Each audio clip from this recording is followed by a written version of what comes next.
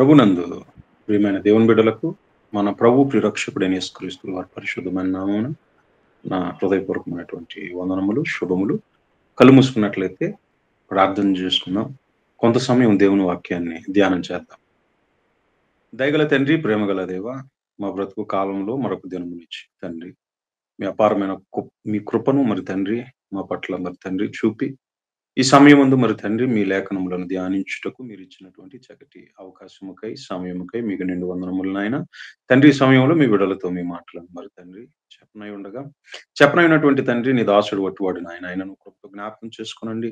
సమయోచితమైనటువంటి జ్ఞానమును అనుగ్రహించి మీ విలువైనటువంటి సంగతులను మరి తండ్రి మీ బిడ్డలకు అర్థమయ్యే రీతిలో వివరించి చెప్పగలుగుటకు కృప చూపమని వేడుకుంటూ నన్ను మీ కృప అప్పగించుకుంటూ ఈ ప్రార్థన మీ ప్రియకుమారుడు మా రక్షకుడైన యేసు శక్తి కలిగిన నామమున మీకు సమర్పిస్తున్నాను తండ్రి. ఆమేన్. ప్రభునందు ప్రియమైన దేవుని వారలారా, నేడు మరి ధ్యానించబోయేటటువంటి అంశం స్త్రీ సంఘంలో వాక్యమును బోధించవచ్చునా. ప్రియమైన దేవుని వారలారా, నేడున్నటువంటి క్రైస్తవ సమాజంలో మరి రెండు తెగల వాళ్ళు, తెగలు అని అనటం కన్నా రెండు అభిప్రాయాలు కలిగినటువంటి వారిని మనం గమనించవచ్చు.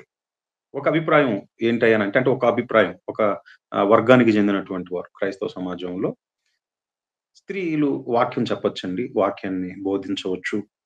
మరి వాళ్ళు కూడా సువార్త పరిచర్యలో వాళ్ళ వంతు మరి పాత్ర మరి ఎంతో ప్రాముఖ్యమైనది.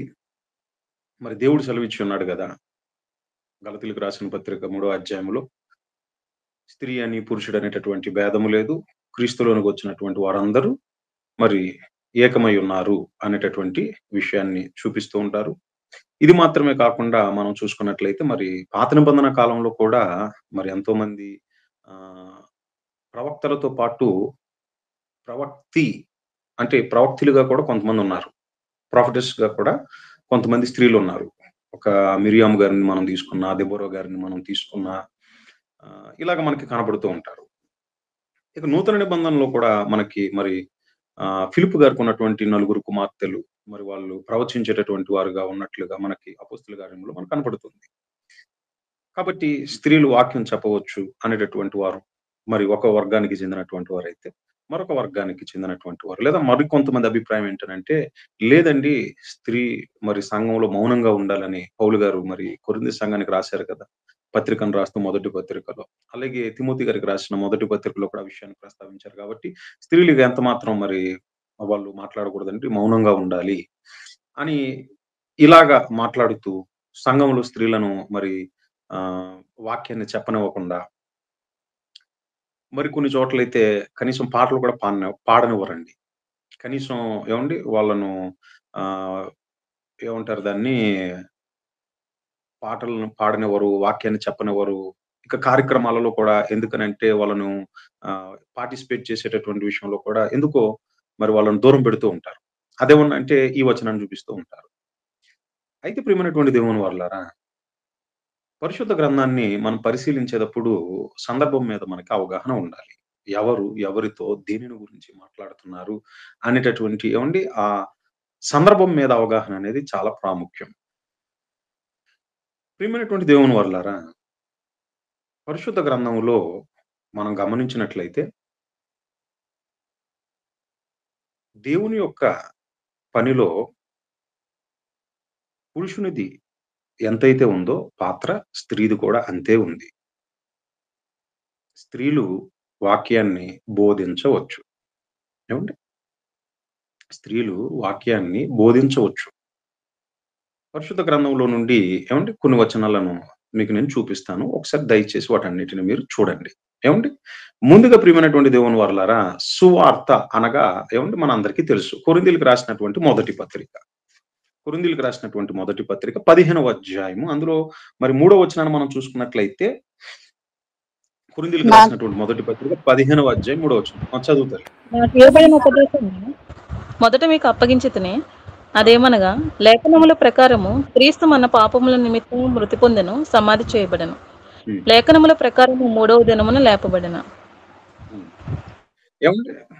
క్రీస్తు సువార్త అనగానే మనకు గుర్తొచ్చేటటువంటిది ఏంటి చెప్పండి? క్రీస్తు యొక్క యేసుక్రీస్తుల ప్రభువారి యొక్క ఏమండి ఆయన మరణ, సమాధి, పునరుద్ధానమును గురించినటువంటి ఏమండి ఆ సమాచారం. అవునా కాదా?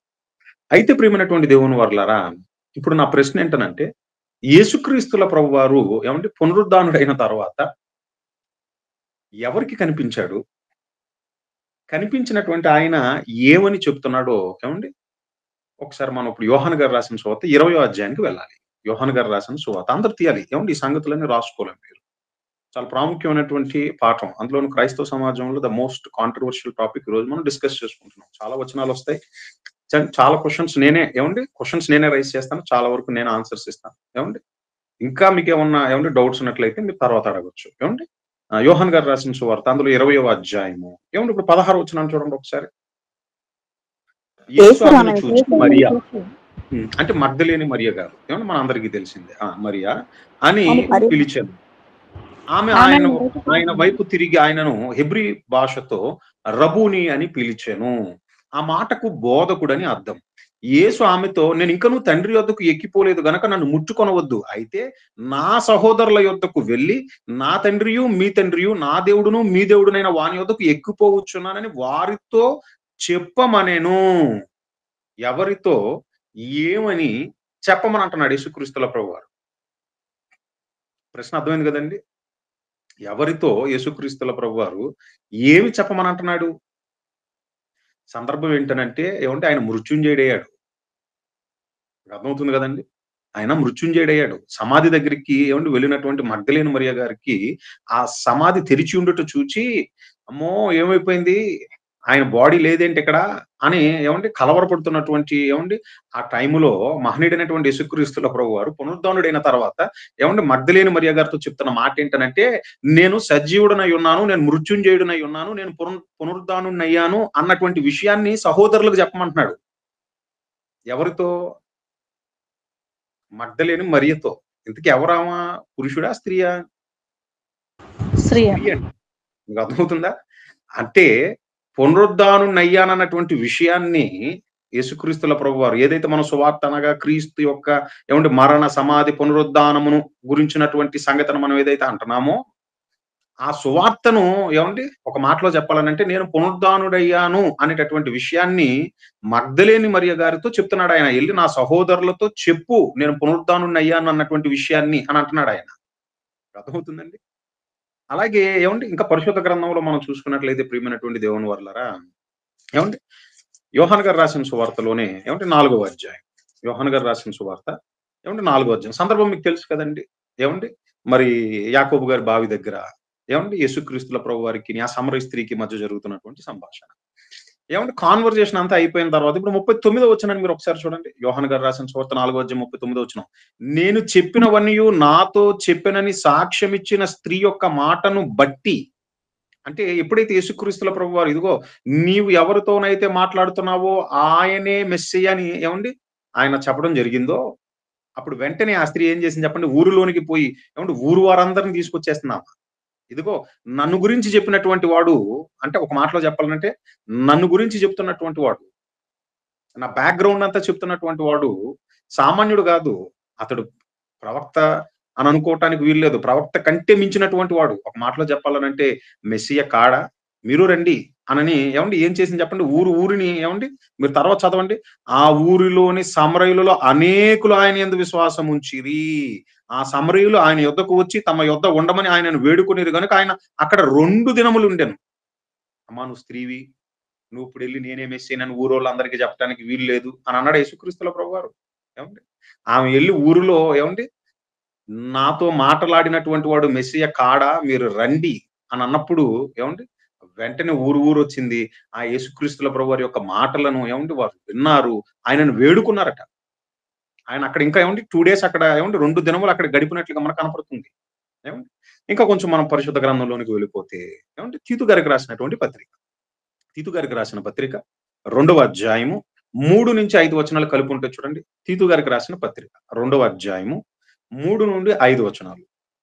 అలాగనే వృద్ధ స్త్రీలను, కొండెగత్తులను, మిగుల మద్యపానాసక్తులునై ఉండక ప్రవర్తనందు భయభక్తులు గలవారై ఉండవలెననియు దేవుని ఉమ్, వాక్యం దూషింపబడకుండానట్లు యవ్వన స్త్రీలు తమ భక్తులకు లోబడి ఉండి తమ భర్తలను ఆ, శిశువులను ప్రేమించు వారును స్వస్థబుద్ధి గలవారును పవిత్రులను ఇంట ఉండి పని చేసుకున్న వారును మంచివారినై ఉండవలనని బుద్ధి చెప్పుచు ఉమ్, మంచి ఉమ్. ఉపదేశము చేయువారినై ఉండవలనని బోధించు. ఏమంటే మంచి ఉపదేశము చేయువారనై ఉండవలెను. మంచి ఉపదేశం అంటే ఏంటి చెప్పండి? మంచి ఉపదేశము చేయువారై ఉండవలెనని బోధించుము. మంచి ఉపదేశం చేసేటటువంటి వారై ఉండాలి. అంటే వాక్యాన్ని చెప్పగలిగేటటువంటి వారై ఉండాలని చెప్పి అంటున్నాడండి. అంతే కదండీ! ఇంకా మనం ఏమండి కొంచెం పరిశుద్ధ గ్రంథంలోనికి వెళ్లి చూసుకున్నట్లయితే తిమోతి గారికి రాసినటువంటి ఏమండి మొదటి పత్రిక. అందులో చాలా మంది చూపించేటటువంటి వచనం అది. తిమోతి గారికి రాసినటువంటి మొదటి పత్రికలో 2వ అధ్యాయములో ఏమండి 11, 12 వచనాలు. అంటే ఏ వచనాన్ని బట్టి చాలా మంది స్త్రీలు మౌనంగా ఉండాలండి అని అన్నాడు పౌలు గారు. స్త్రీలు మౌనంగా ఉండి కాబట్టి వాళ్ళు మౌనంగా ఉండాలి అని ఏమండి వాదిస్తారో ఒకసారి ఆ వచనాన్నే ఒకసారి చదువుకుందాం. ఏమండి? స్త్రీలు మౌనంగా ఉండి హ్మ్. సంపూర్ణ విధేయతతో నేర్చుకొనవలెను. స్త్రీ అక్కడ ఆగాలి. మౌనముగా ఏమండి? ఉండవలసినదే అది గాని ఆగాలి. నేను అదే చెప్తున్నాను కదండీ! అక్కడ ఆగాలి. ఏమండి? అక్కడే ఉంది ప్రశ్న. నా ప్రశ్న ఏంటనంటే 11 వచనంలో స్త్రీలు మౌనముగా ఉండి సంపూర్ణ విధేయతతో నేర్చుకొనవలెను అని అన్నాడు కదండీ! ఇప్పుడు స్త్రీలు మౌనంగా ఉండాలి. ఇక వాళ్ళు ఎంత మాత్రము వాక్యాన్ని బోధించకూడదు అనేది ఏమండి? ఒకవేళ ఆ స్టాండ్ మీద నిలబడితే మరి ఇక నేర్చుకోవటం దేనికండి?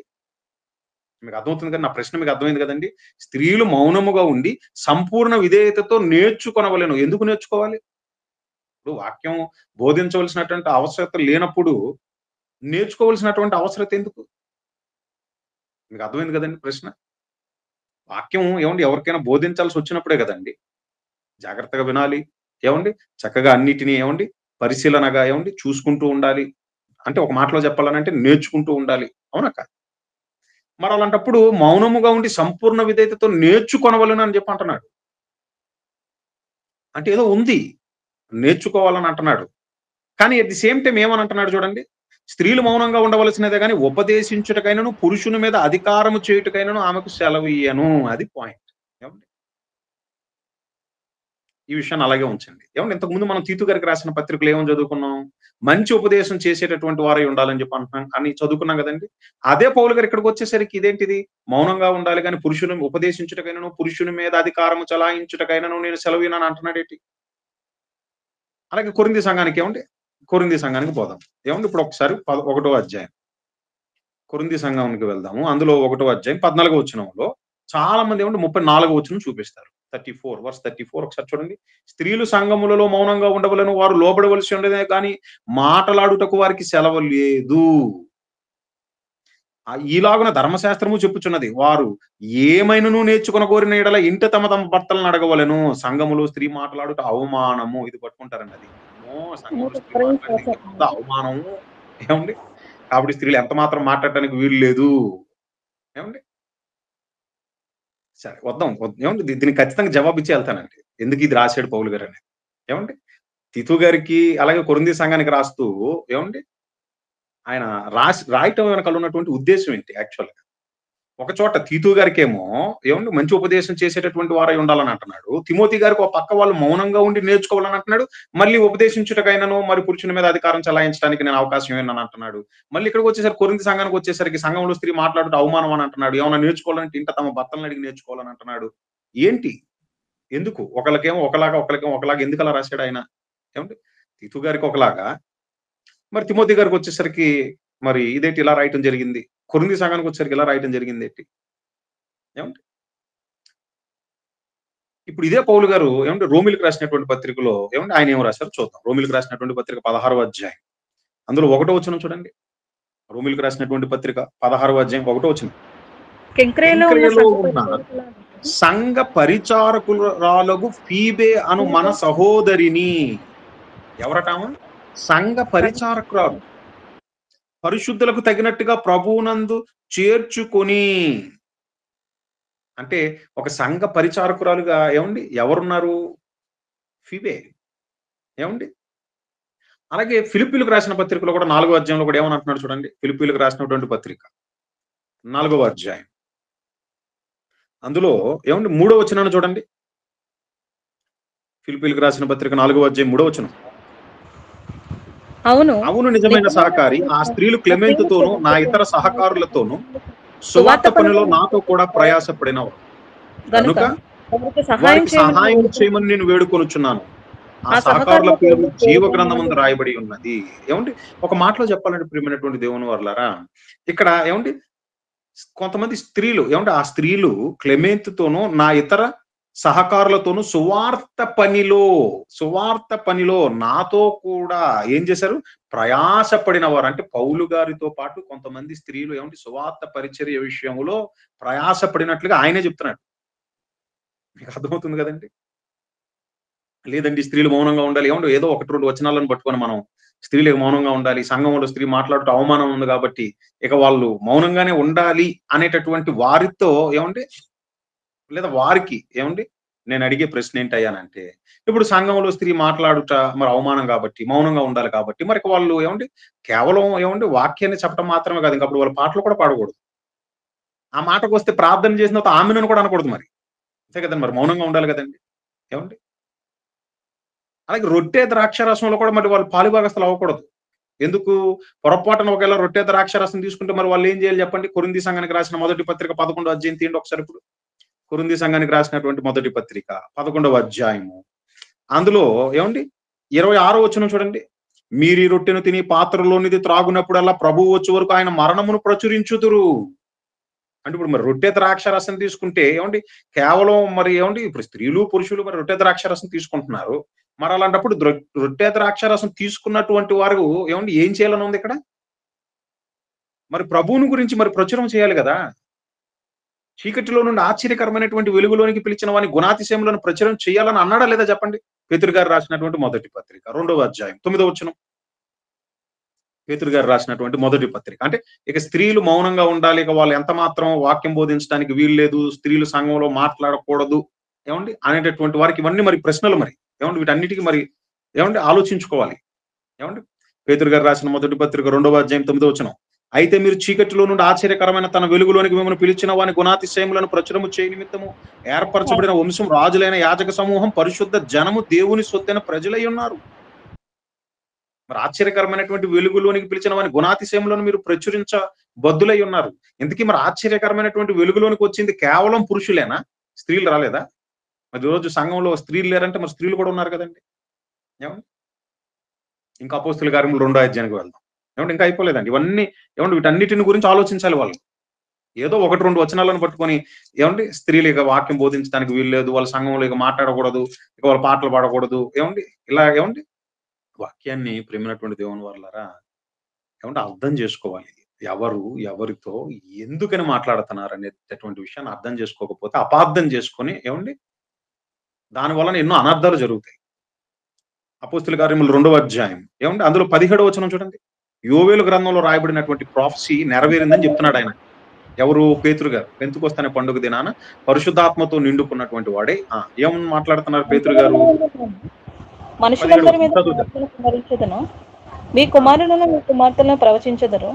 మీ హ్మ్. యవ్వనులకు మీ దర్శనములు కుమారులు కనబడును. మాత్రమే ప్రవచించెదరని ఉందా? లేదా మీ కుమార్తెలు కూడా ప్రవచించెదరని ఉందా? మీరే చూడాలి. ఏవండి వాక్యంలో ఏవండి ఇది కుమార్ యోవేలు గ్రంథంలో ఉంటదండి. ఈ ప్రొఫెసీ ఎక్కడ ఉంటదంటే మీకు యోవేలు గ్రంథం తీయండి అక్కడ ఉంటుంది మీకు. యోవేలు గ్రంథము. అందులో మీరు ఏమంటే 2వ అధ్యాయము 28వ వచనం చూడండి. 28వ వచనం. యోవేలు గ్రంథము 2వ అధ్యాయం 28వ వచనం. తర్వాత నేను సర్వజనుల మీద నా ఆత్మను కుమ్మరింతును. మీ హ్మ్. కుమారులను కుమార్తెలను హ్మ్. ప్రవచనములు చెప్పుదురు. అది. ఏవండి ఇప్పుడు ఏమనంటున్నాడు చూడండి. అంటే అప్పటికది ఏవండి వాళ్ళకి ఒక ప్రొఫెసీ భవిష్యత్తులో జరగనై ఉన్నది. ఏమనన్నాడు? నేను సర్వజనుల మీద నా ఆత్మను కుమ్మరింతును. అంటే భవిష్యత్తులో జరగబోయే దానిని ఏవండి మరి యోవేలు ప్రవక్త గారి ద్వారా దేవుడు చెప్తున్నాడు. అలనాడు ఏమని? మీ కుమారులను, మీ కుమార్తెలను ప్రవచనములు చెప్పుదురు. దాని యొక్క నెరవేర్పే ఏవండి దాని యొక్క నెరవేర్పును గురించి అక్కడ ప్రస్తావిస్తున్నారు. ఎవరు? పేతురు గారు. అపోస్తల కార్యములు 2వ అధ్యాయం 17వ వచనంలో. ఏమని? మనుషులందరి మీద నా ఆత్మను కుమ్మరించెదను. మీ కుమారులను, మీ కుమార్తెలను ప్రవచించెదరు. ఏవండి ప్రవక్త అంటే ఎవరు చెప్పండి? ఇర్మియా గ్రంథం 18వ అధ్యాయం 18వ వచనం చూడండి. ప్రవక్త ఏం చేస్తాడట? ఇర్మియా గ్రంథము 18వ అధ్యాయము ఏమండి 18వ వచనం. అప్పుడు జనులు ఇర్మియా యోచన చేతుము రండి, యాజకుడు ధర్మశాస్త్రం వినిపించక మానడు, జ్ఞాని యోచన లేకుండా ఉండడు, ప్రవక్త వాక్యం చెప్పక మానడు, వాని మాటల్లో అర్జెంట్ గా అండర్లైన్ చేసుకోండి. ఏమంటున్నాడు? ప్రవక్త వాక్యము చెప్పక మానడు.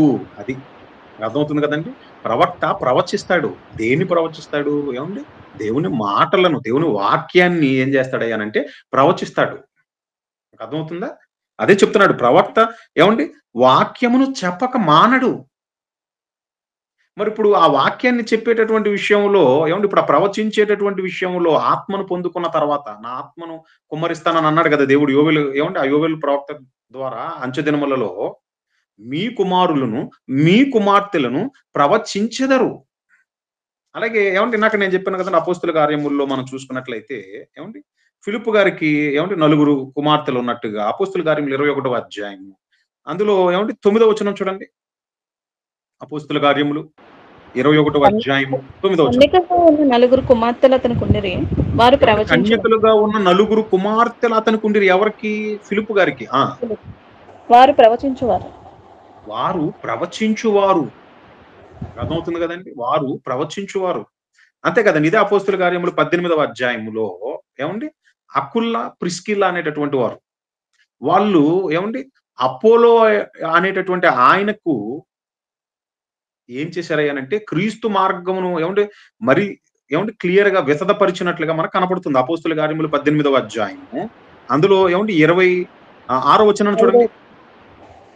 అతడు ప్రభు మార్గం విషయమే ఉపదేశం పొంది తన ఆత్మ మీద తీవ్రపడి యోహాను బాప్తిసం మాత్రమే తెలుసుకునే వాడైనను యేసును వచ్చిన సంగతులు వివరంగా చెప్పి బోధించుచు సమాజ మందిరంలో ధైర్యంగా మాట్లాడ ఆరంభించను. ప్రిస్కిల్లా అకులయు విని అతని చేర్చుకుని, ప్రిస్కిల్లా ఆ మాట అండర్లైన్ చేసుకోండి. ప్రిస్కిల్లా అకులయు విని అతనిని చేర్చుకుని దేవుని మార్గమును మరి పూర్తిగా అతనికి విశదపరిచేరి. అర్థమైంది కదండి. అంటే దేవుని పనిలో ప్రియమైనటువంటి దేవుని వారలారా పురుషులతో పాటుగా ఏమండి స్త్రీలు కూడా ఉన్నట్లుగా మనకు కనపడుతుంది. ఇంకా ఇక్కడతో అయిపోలేదండి, ఇంకా చాలా ఉన్నాయి. చూడండి, అవన్నీ రాసుకోండి. ఏమండి యోహాను గారు రాసినటువంటి ఏమండి మరి 2వ పత్రిక అందులో ఏమండి 1వ వచనాన్ని ఒకసారి చదవండి అమ్మా. యోహాను గారు రాసినటువంటి 2వ పత్రిక 1వ అధ్యాయము ఏమండి అందులో 1వ వచనాన్ని చూడండి. పెద్దనైన నేను ఏర్పరచబడినదైన అమ్మగారికి ఆమె పిల్లలకును శుభమని చెప్పి రాయునది. ఏమనంటున్నాడండి? ఏర్పరచబడిన అమ్మగారికి ఆమె పిల్లలకును శుభమని చెప్పి రాయునది. పేతురు గారు రాసిన మొదటి పత్రిక 5వ అధ్యాయము 12వ వచనాన్ని చూడండి ఒకసారి. పేతురు గారు రాసిన మొదటి పత్రిక 5వ అధ్యాయము 12వ వచనం. మిమ్మల్ని హెచ్చరించుచు ఇదియే దేవుని సత్యమైన కృప అని సాక్ష్యము చెప్పుచు సంక్షేపంగా వ్రాసి మీకు నమ్మకమైన సహోదరుడని నేను ఎంచిన సిల్వాను చేత దీనిని పంపుచున్నాను. ఈ సత్య కృపలో నిలకడగా ఉండుడి. బబులోనులో మీ వలె ఏర్పరచబడిన ఆమెయు నా కుమారుడైన మీ వలనే ఏర్పరచబడిన ఆమెయు బబులోనులో మీ వలనే ఏర్పరచబడిన ఆమెయు నా కుమారుడైన మార్కును మీకు వందనములు చెప్పుచున్నారు. ఏమండి అంటే ప్రియమైనటువంటి దేవుని వారలారా, ఇన్ని వచనాలు మీకు ఎందుకు చూపించానంటే ఇవన్నీ నూతన నిబంధనకి సంబంధించినవి. ఇక పాత నిబంధనలో నేను మీకు చెప్పాల్సిన అవసరం లేదండి. ఏమండి పాత నిబంధనలో ఏమండి నిర్గమాకాండంకి వెళ్ళిపోతే మనం ఏమండి అక్కడ చూసుకోండి ఒకసారి. 15వ అధ్యాయం నిర్గమాకాండము 15వ అధ్యాయము 22వ వచనం చూడండి. మోషే ఎర్ర సముద్రం నుండి జనులను సాగ చేయగా వారు శూర అరణ్యంలోకి వెళ్లి దానిలో 3 దినములు నడిచిరి. అచ్చట వారికి నీళ్లు దొరకలేదు. అంతలో వారు మారాకు చేరిరి. మారా నీళ్లు చేదైనవి గనుక వారు ఆ నీళ్లు త్రాగలేకపోయిరి. అందువలన దానికి మారా అను పేరు కలిగెను. ప్రజలు మేమేమి త్రాగుదమని మోషే మీద సనుగు కొనగా అతడు యెహోవాకు మొరపెట్టెను. అంతటా యెహోవా అతనికి ఒక చెట్టును చూపెను. అది ఆ నీళ్లలో వేసిన తర్వాత నీళ్లు మధురములాయను. అక్కడ ఆయన వారికి కట్టడను విధిని నిర్ణయించి అక్కడ వారిని పరీక్షించి మీ దేవుడైన యెహోవా వాక్కును శ్రద్ధగా విని ఆయన దృష్టికి న్యాయమైనది చేసి ఆయన ఆజ్ఞలను విధి 20 క్షమించాలి 20వ వచనం చూడండి అమ్మ 20వ వచనం పైన 20 మరియు అహరోను సహోదరియు ప్రవక్తియు నగు మిరియాము తంబురను పెన్ ఉంటే అర్జెంట్ గా చేత అండర్లైన్ చేసుకోండి. అహరోను సహోదరియు ప్రవక్తి ఎవరు? ప్రవక్తి యహు మిరియాము తంబురను చేత పట్టుకొనెను. స్త్రీలందరూ తంబురతోనూ నాట్యముతోనూ ఆమె వెంబడి వెళ్ళగా మిరియాము వారితో కలిసి ఇట్లు పల్లవి ఎత్తి పాడెను. ఏమని పాడింది చూడండి ఒకసారి. యెహోవాను గానము చేయుడి, ఆయన మిగుల అతిశయించి జయించును. గుర్రమును దాని రౌతును సముద్రంలో ఆయన పడద్రోసెను. ఏమండి అంటే ఒక ప్రవక్తిగా ఏమండి ఎవరు? మోషే గారి యొక్క అక్కగారండి మిరియాం అంటే. అర్థమవుతుందా మీకు? మోషే గారి అక్కగారు, ఒక ప్రవక్తి ఆమె. ఇంకా మనం చూసుకున్నట్లయితే న్యాయాధిపతుల గ్రంథం 4వ అధ్యాయం. న్యాయాధిపతుల గ్రంథము 4వ అధ్యాయము 4-5 వచనాలు చూడండి ఒకసారి. ఆ కాలంన లప్పిదోతునకు భార్య అయిన దెబోరాను ప్రవక్తి ఇశ్రాయేలుకు న్యాయాధిపతి. ఎవరట ఆమె పేరు? ఏం పేరు? దెబోరా. ఏమండి ఇంతకీ ఎవరట ఆమె? 4వ వచనంలో చెప్తున్నాడు చూడండి. దెబోరా అను ప్రవక్తి ఇశ్రాయేలీలకు న్యాయాధిపతి ఏమండి న్యాయాధిపతులు ఉన్నారు, న్యాయాధిపతిని కూడా ఉంది ఇక్కడ. ఒక మాటలో చెప్పాలంటే మీకు అర్థమవుతుంది కదండి. అంటే న్యాయాధిపతినిగా ఉండెను. ఇంకా ఆమె ఏం చేస్తుందట? తీర్పు తీరుస్తున్నట్టుగా ఉంటుంది చూడండి. కంటిన్యూ చేయండి 5వ వచనంలో. ఆమె ఎఫ్రాయిముల మన్యమందలి రామాకును బెతేలుకు మధ్యనున్న దెబోరా సరళ వృక్షము కింద తీర్పుగా కూర్చున్న కద్దు తీర్పు పొందుటకు ఇశ్రాయేలు ఆమె యొద్దకు వచ్చుచున్నది. ఇప్పుడు మీకు అర్థమైంది కదండి. కీర్తనల గ్రంథము ఏమండి? కీర్తనల గ్రంథము 68వ అధ్యాయము. కీర్తనల గ్రంథము 68వ అధ్యాయం 11వ వచనం చూడండి. కీర్తనల గ్రంథము 68వ అధ్యాయం 11వ వచనం. ప్రభువు మాట సెలవిచ్చుచున్నాడు, దానిని ప్రకటించు స్త్రీలు గొప్ప సైన్యముగా ఉన్నారు. ఎవరు ఎలా ఉన్నారట? ఏమండి? ప్రభు మాట సెలవిచ్చుచున్నాడు, దానిని ప్రకటించు స్త్రీలు ఎవరు? దానిని ప్రకటించు స్త్రీలు గొప్ప సైన్యముగా ఉన్నారు. సామెతల గ్రంథం ఏమండి 1వ అధ్యాయం 8వ వచనం చూడండి. సామెతల గ్రంథం 1వ అధ్యాయం 8వ వచనం. నా కుమారుడా, నీ తండ్రి ఉపదేశం ఆలకింపుము, నీ తల్లి చెప్పు బోధను త్రోసివేయకుము. నీ తల్లి చెప్పు బోధను త్రోసివేయకుము అని అంటున్నాడు. నీ తల్లి చెప్పు బోధనను త్రోసివేయకుము. సామెతల గ్రంథం 31వ అధ్యాయం ఏమండి అందులో ఏమంటే మొట్టమొదటి మాట చూడండి. రాజైన లెమూయేలు మాటలు అతని తల్లి అతనికి ఉపదేశించిన దేవోక్తి. అతని తల్లి అతనికి ఉపదేశించిన దేవోక్తి. మార్కు గారు రాయటం జరిగింది పేతురు గారు చెప్తుండగా. అర్థమవుతుంది కదండి. పేతురు గారు రాసిన పత్రిక ఏవైతే మనం చదువుతున్నామో ఆ పేతురు గారే చెప్పడం జరిగింది, కానీ రాసింది మార్కు గారు. ఇప్పుడు ఇక్కడ లెమూయేలు గారు ఏమండి ఆయన తల్లి అతనికి ఏమండి ఉపదేశించినటువంటి ఆ దేవోక్తిని ఏమండి అక్కడ రాయటం జరిగింది. అందులో ఏమండి 31వ అధ్యాయములో అందులో ఒక ఏమండి చక్కటి ఏమండి మాటలు మనకు కనబడతాయి. అందులో మనం చూసుకున్నట్లయితే ఏమండి ఎస్పెషల్ గా ప్రియమైనటువంటి దేవుని వర్లారా 26వ వచనం చూడండి. అదే 31వ అధ్యాయం 26వ వచనం. నోరు తెరుచును, కృపగల ఉపదేశము ఆమె బోధించును. కృపగల ఉపదేశము ఆమె బోధించును. పాత నిబంధనలోనే ప్రియమైనటువంటి దేవుని వర్లారా ప్రవక్తులు ఉన్నారు, ప్రవక్తులుగా ఏమండి స్త్రీలు కూడా ఉన్నారండి. ప్రభు మాటలు ప్రకటించు స్త్రీలు గొప్ప సైన్యంగా ఉన్నారని ఉంది. ఏమండి ఇంకా గాయకులు ఉన్నారు, రాండ్రులుగా కూడా ఎవరున్నారయ్యానంటే ఏమండి స్త్రీలు ఉన్నట్లుగా ఉంటది మనకి. సరే మచ్చుక్కి ఏమండి అది కూడా రాసుకోండి. ఏమండి ఎజ్రా గ్రంథం 2వ అధ్యాయం 65వ వచనం. ఎజ్రా గ్రంథము 2వ అధ్యాయము 65వ వచనం. వీరుగాక వీరి దాసులను దాసురాండ్రను 7,337 మరియు వారి గాయకులను గాయకురాండ్రను 200 గాయకుడు మంది ఆండ్రను ఉండేది. ఏమండి అంటే ఏమండి గాయకులు గాయకురాండ్రు. అలాగే ఏమండి దినవృత్తాంతంలో 2వ గ్రంథము 35వ అధ్యాయము 25వ వచనం. దినవృత్తాంతంలో 2వ గ్రంథము 35వ అధ్యాయము 25వ వచనం. ఇర్మియాయు యోసియాను గూర్చి ప్రలాప వాక్యము చేసెను.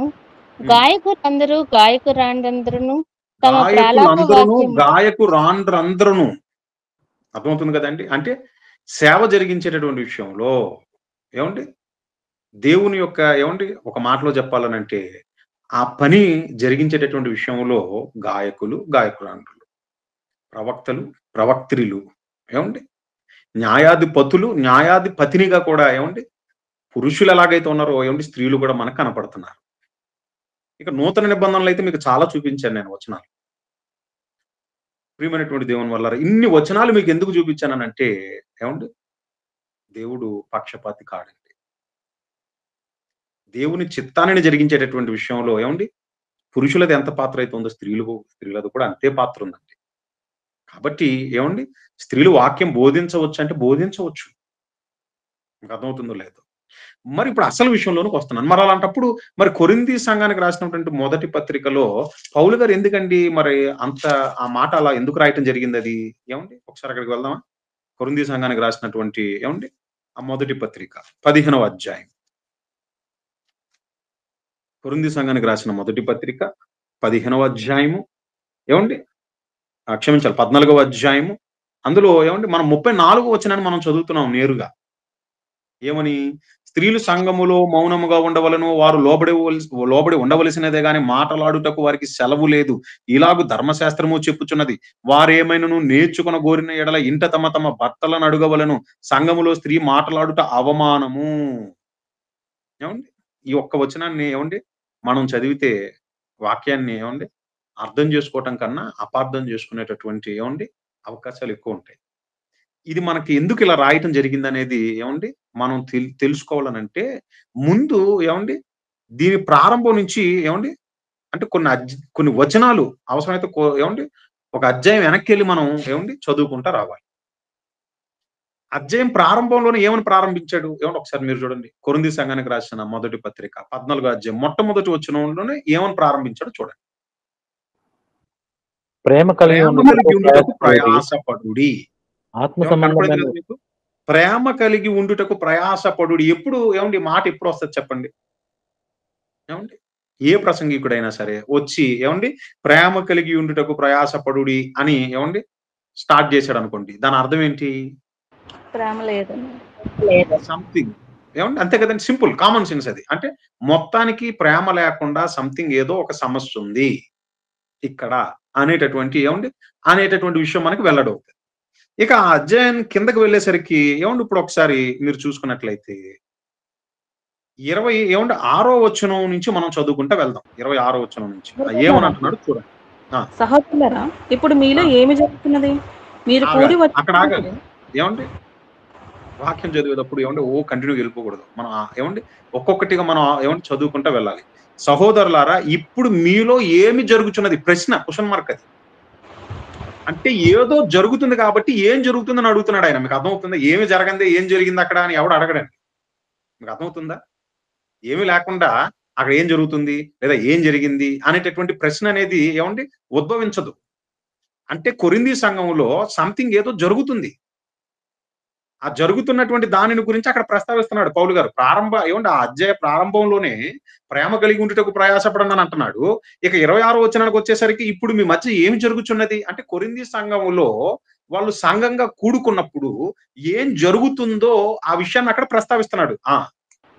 ఏం జరుగుతుందో ఇప్పుడు నిదానంగా చదువుకుంటా వెళ్దాం.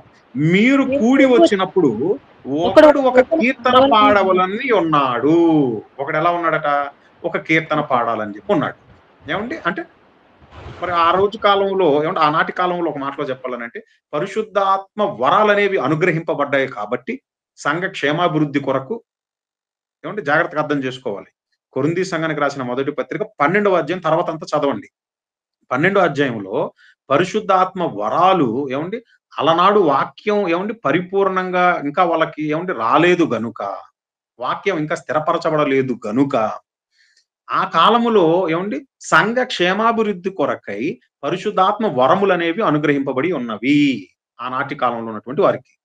ఆ పరిశుద్ధాత్మ వరములు కలిగినటువంటి ఏమండి వారి మధ్య జరుగుతున్న దానిని ఇప్పుడు చెప్తున్నాడు ఇక్కడ 26వ వచనంలో. ఏమని? మీరు కూడి వచ్చినప్పుడు, సంఘంగా మీరు కూడుకుంటున్నప్పుడు ఒకడు కీర్తన పాడవలనని ఉన్నాడు, ఒకడేమో పాట పాడాలనేటటువంటి ఉద్దేశంతో ఉన్నాడు. మరి ఒకడు బోధింపవలనని ఉన్నాడు, ఇంకొకడేమో మెసేజ్ ఇవ్వాలని ఉన్నాడు, రెడీగా ఉన్నాడు. మీకు అర్థమవుతుందండి? ఇది చాలదన్నట్టు ఒకడు తనకు బయలుపరచబడినది ప్రకటింపవలనని ఉన్నాడు, మరి ఒకడు భాషతో మాట్లాడాలని ఉన్నాడు, మరి ఒకడు అర్థము చెప్పవలనని ఉన్నాడు. చూశారు కదండి? అంటే వాళ్ళకు అనుగ్రహింపబడినటువంటి ఆ పరిశుద్ధాత్మ వరాలు ఏవైతే ఉన్నాయో ఏమండి, అవి ఏమండి ఆ పరిశుద్ధాత్మ వరాలు ఏవైతే ఉన్నాయో వాటిని ఏమండి బయలుపరచాలి. పాట పాడాలని, వాక్యం చెప్పాలని, భాషలో మాట్లాడాలని ఒకడు, దానికి అర్థం చెప్పాలని మరొకడు. ఇలా ఏమండి ఎవరికి వాళ్ళు ఏమండి ఏం చేస్తున్నారయ్యానంటే వాళ్ళకు ఏమండి వాళ్ళకు అనుగ్రహింపబడినది బయలుపరచాలనేటటువంటి ఏమండి ఉద్దేశంతో ఉన్నారు. ఫలితం ఏంటనంటే ప్రియమైనటువంటి దేవుని వారలారా, లేదా ఇంకా మీకు అర్థం అవటానికి చెప్తాను, మీరు అర్థం చేసుకోవడానికి చక్కటి ఉదాహరణ చెప్తాను. ఏమంటే ఇప్పుడు మీరు సంఘంగా కూడి వచ్చారనుకోండి, అంటే కొరింథీ సంఘ పరిస్థితి ఏంటో మీరు అర్థం చేసుకోవటానికి, ఇప్పుడు మీరు సంఘంగా ఏమంటే ఒక 30 మంది 40 మంది కూడుకొని ఉన్నారు. సడన్ గా ఏమండి ఇప్పుడు ఇందులో ఈ 30 మందిలో ఒక 5గురు మంచిగా పాటలు పాడగలరు, ఇంకొక 5గురు చక్కగా వాక్యం చెప్పగలరు, ఇంకొక ఏమంటే ఒక 5గురు చక్కగా ఏమండి ప్రార్థన చేయగలరు. ఎవరికి వాళ్ళే ఏమండి ఇప్పుడు పాట పాడాలని ఏమంటే ఒకరు స్టార్ట్ చేసి, ఒకళ్ళు పాడుతున్న టైంలోనే ఇంకొకరు సడన్ గా వాక్యం చెప్పడం మొదలు పెట్టారు. ఎలా ఉంటుంది చెప్పండి? అప్పుడు ఈ వాక్యం ఓ పక్క చెప్తున్న టైంలోనే ఇంకొకడు నేను చెప్తున్న వాక్యం స్టార్ట్ అయ్యాడు అనుకోండి, ఏమండి ఇది ఎలా ఉంటే, లేదు లేదు నేను ఇప్పుడు ఏం చేస్తానంటే భాషతో మాట్లాడతాను ఒకళ్ళు స్టార్ట్ చేశారు, ఇంకొకరు లేదు లేదు నేను దానికి అర్థం చెప్తానని ఇంకొకరు స్టార్ట్ చేశారు అనుకో, అప్పుడు ఎలా అయిపోతుంది చెప్పండి? అక్కడ ఉన్న అట్మాస్ఫియర్ ఎలా అయిపోతుంది చెప్పండి? లేదా వాక్యం ఏమండి చెప్పటానికి ఏమండి వాక్యం చెప్పగలిగేటటువంటి వాళ్ళు 5గురు ఏమండి ఇప్పుడు నేను చెప్తానంటే నేను చెప్తాను, నేను చెప్తానంటే నేను చెప్తానని చెప్పి ఏమండి ఒకళ్ళు కీచులు ఆడుకుంటున్నారు అనుకోండి, మీకు అర్థమవుతుంది కదండి? పరిస్థితి ఎలా ఉంటుందో ఆలోచించండి ఒకసారి. ఇప్పుడు 5గురు ఉన్నారండి, ఒకడు లేచాడు ఒక అరగంట చెప్పాడు, ఇప్పుడు రెండోవాడు లేచాడు నేను అరగంట చెప్తాను అంటున్నాడు, మూడోవాడు లేచాడు నేను అరగంట చెప్తాను అంటున్నాడు, నాలుగోవాడు 5వాడు ఇద్దరు కొట్టుకుంటున్నారు, నేనంటే నేనని. మీకు అర్థమైంది కదండి? అంటే సంఘ పరిస్థితి మీకు అర్థం చేయటం ఏమంటే మీరు అర్థం చేసుకోవడానికి చెప్తానని ఉదాహరణ. లేదా అప్పుడప్పుడు ఏమండి మనం కూడికలు ఏర్పాటు చేసినప్పుడు ఏమండి అధ్యక్షులైనటువంటి వాళ్ళకి ఏం చేస్తా ఉంటాయి అంటే పేపర్లు వచ్చేస్తా ఉంటాయి, మేము పాడతాం అని పేర్లు. అక్కడ ఉండే టైం ఏమో ఏమంటే పాటలకు కేటాయించిన సమయం ఏమంటే కేవలం ఒక 1/2 అవరే ఉంటది, కానీ వచ్చిన చీటీలు మాత్రం ఏమంటే ఒక 10 నుంచి 20 వచ్చేసి ఉంటాయి. అప్పుడు ఏం చేస్తారు చెప్పండి? పొరపాటున ఎవరికైనా ఇవ్వలేదు అనుకోండి ఇప్పుడు పాడటానికి అవకాశం, అప్పుడు ఏమనుకుంటారు తెలుసా? చూసావా పలానా వాళ్ళకి ఇచ్చాడు మాకు ఇవ్వలేదు, బహుశా అతనికి కావలసిన వాళ్ళు అతను చుట్టాలై ఉంటారు. ఏమండి సంఘంలో ఏమంటే స్టార్ట్ అయ్యేది, లేదా అక్కడ ఉండేటటువంటి వాళ్ళ మధ్య డిస్కషన్ ఇది. మీకు అర్థమవుతుందండి? అలాగే ఇప్పుడు ఏమండి వాక్యం చెప్పేటటువంటి వాళ్ళ విషయంలో కూడా అంతేనండి.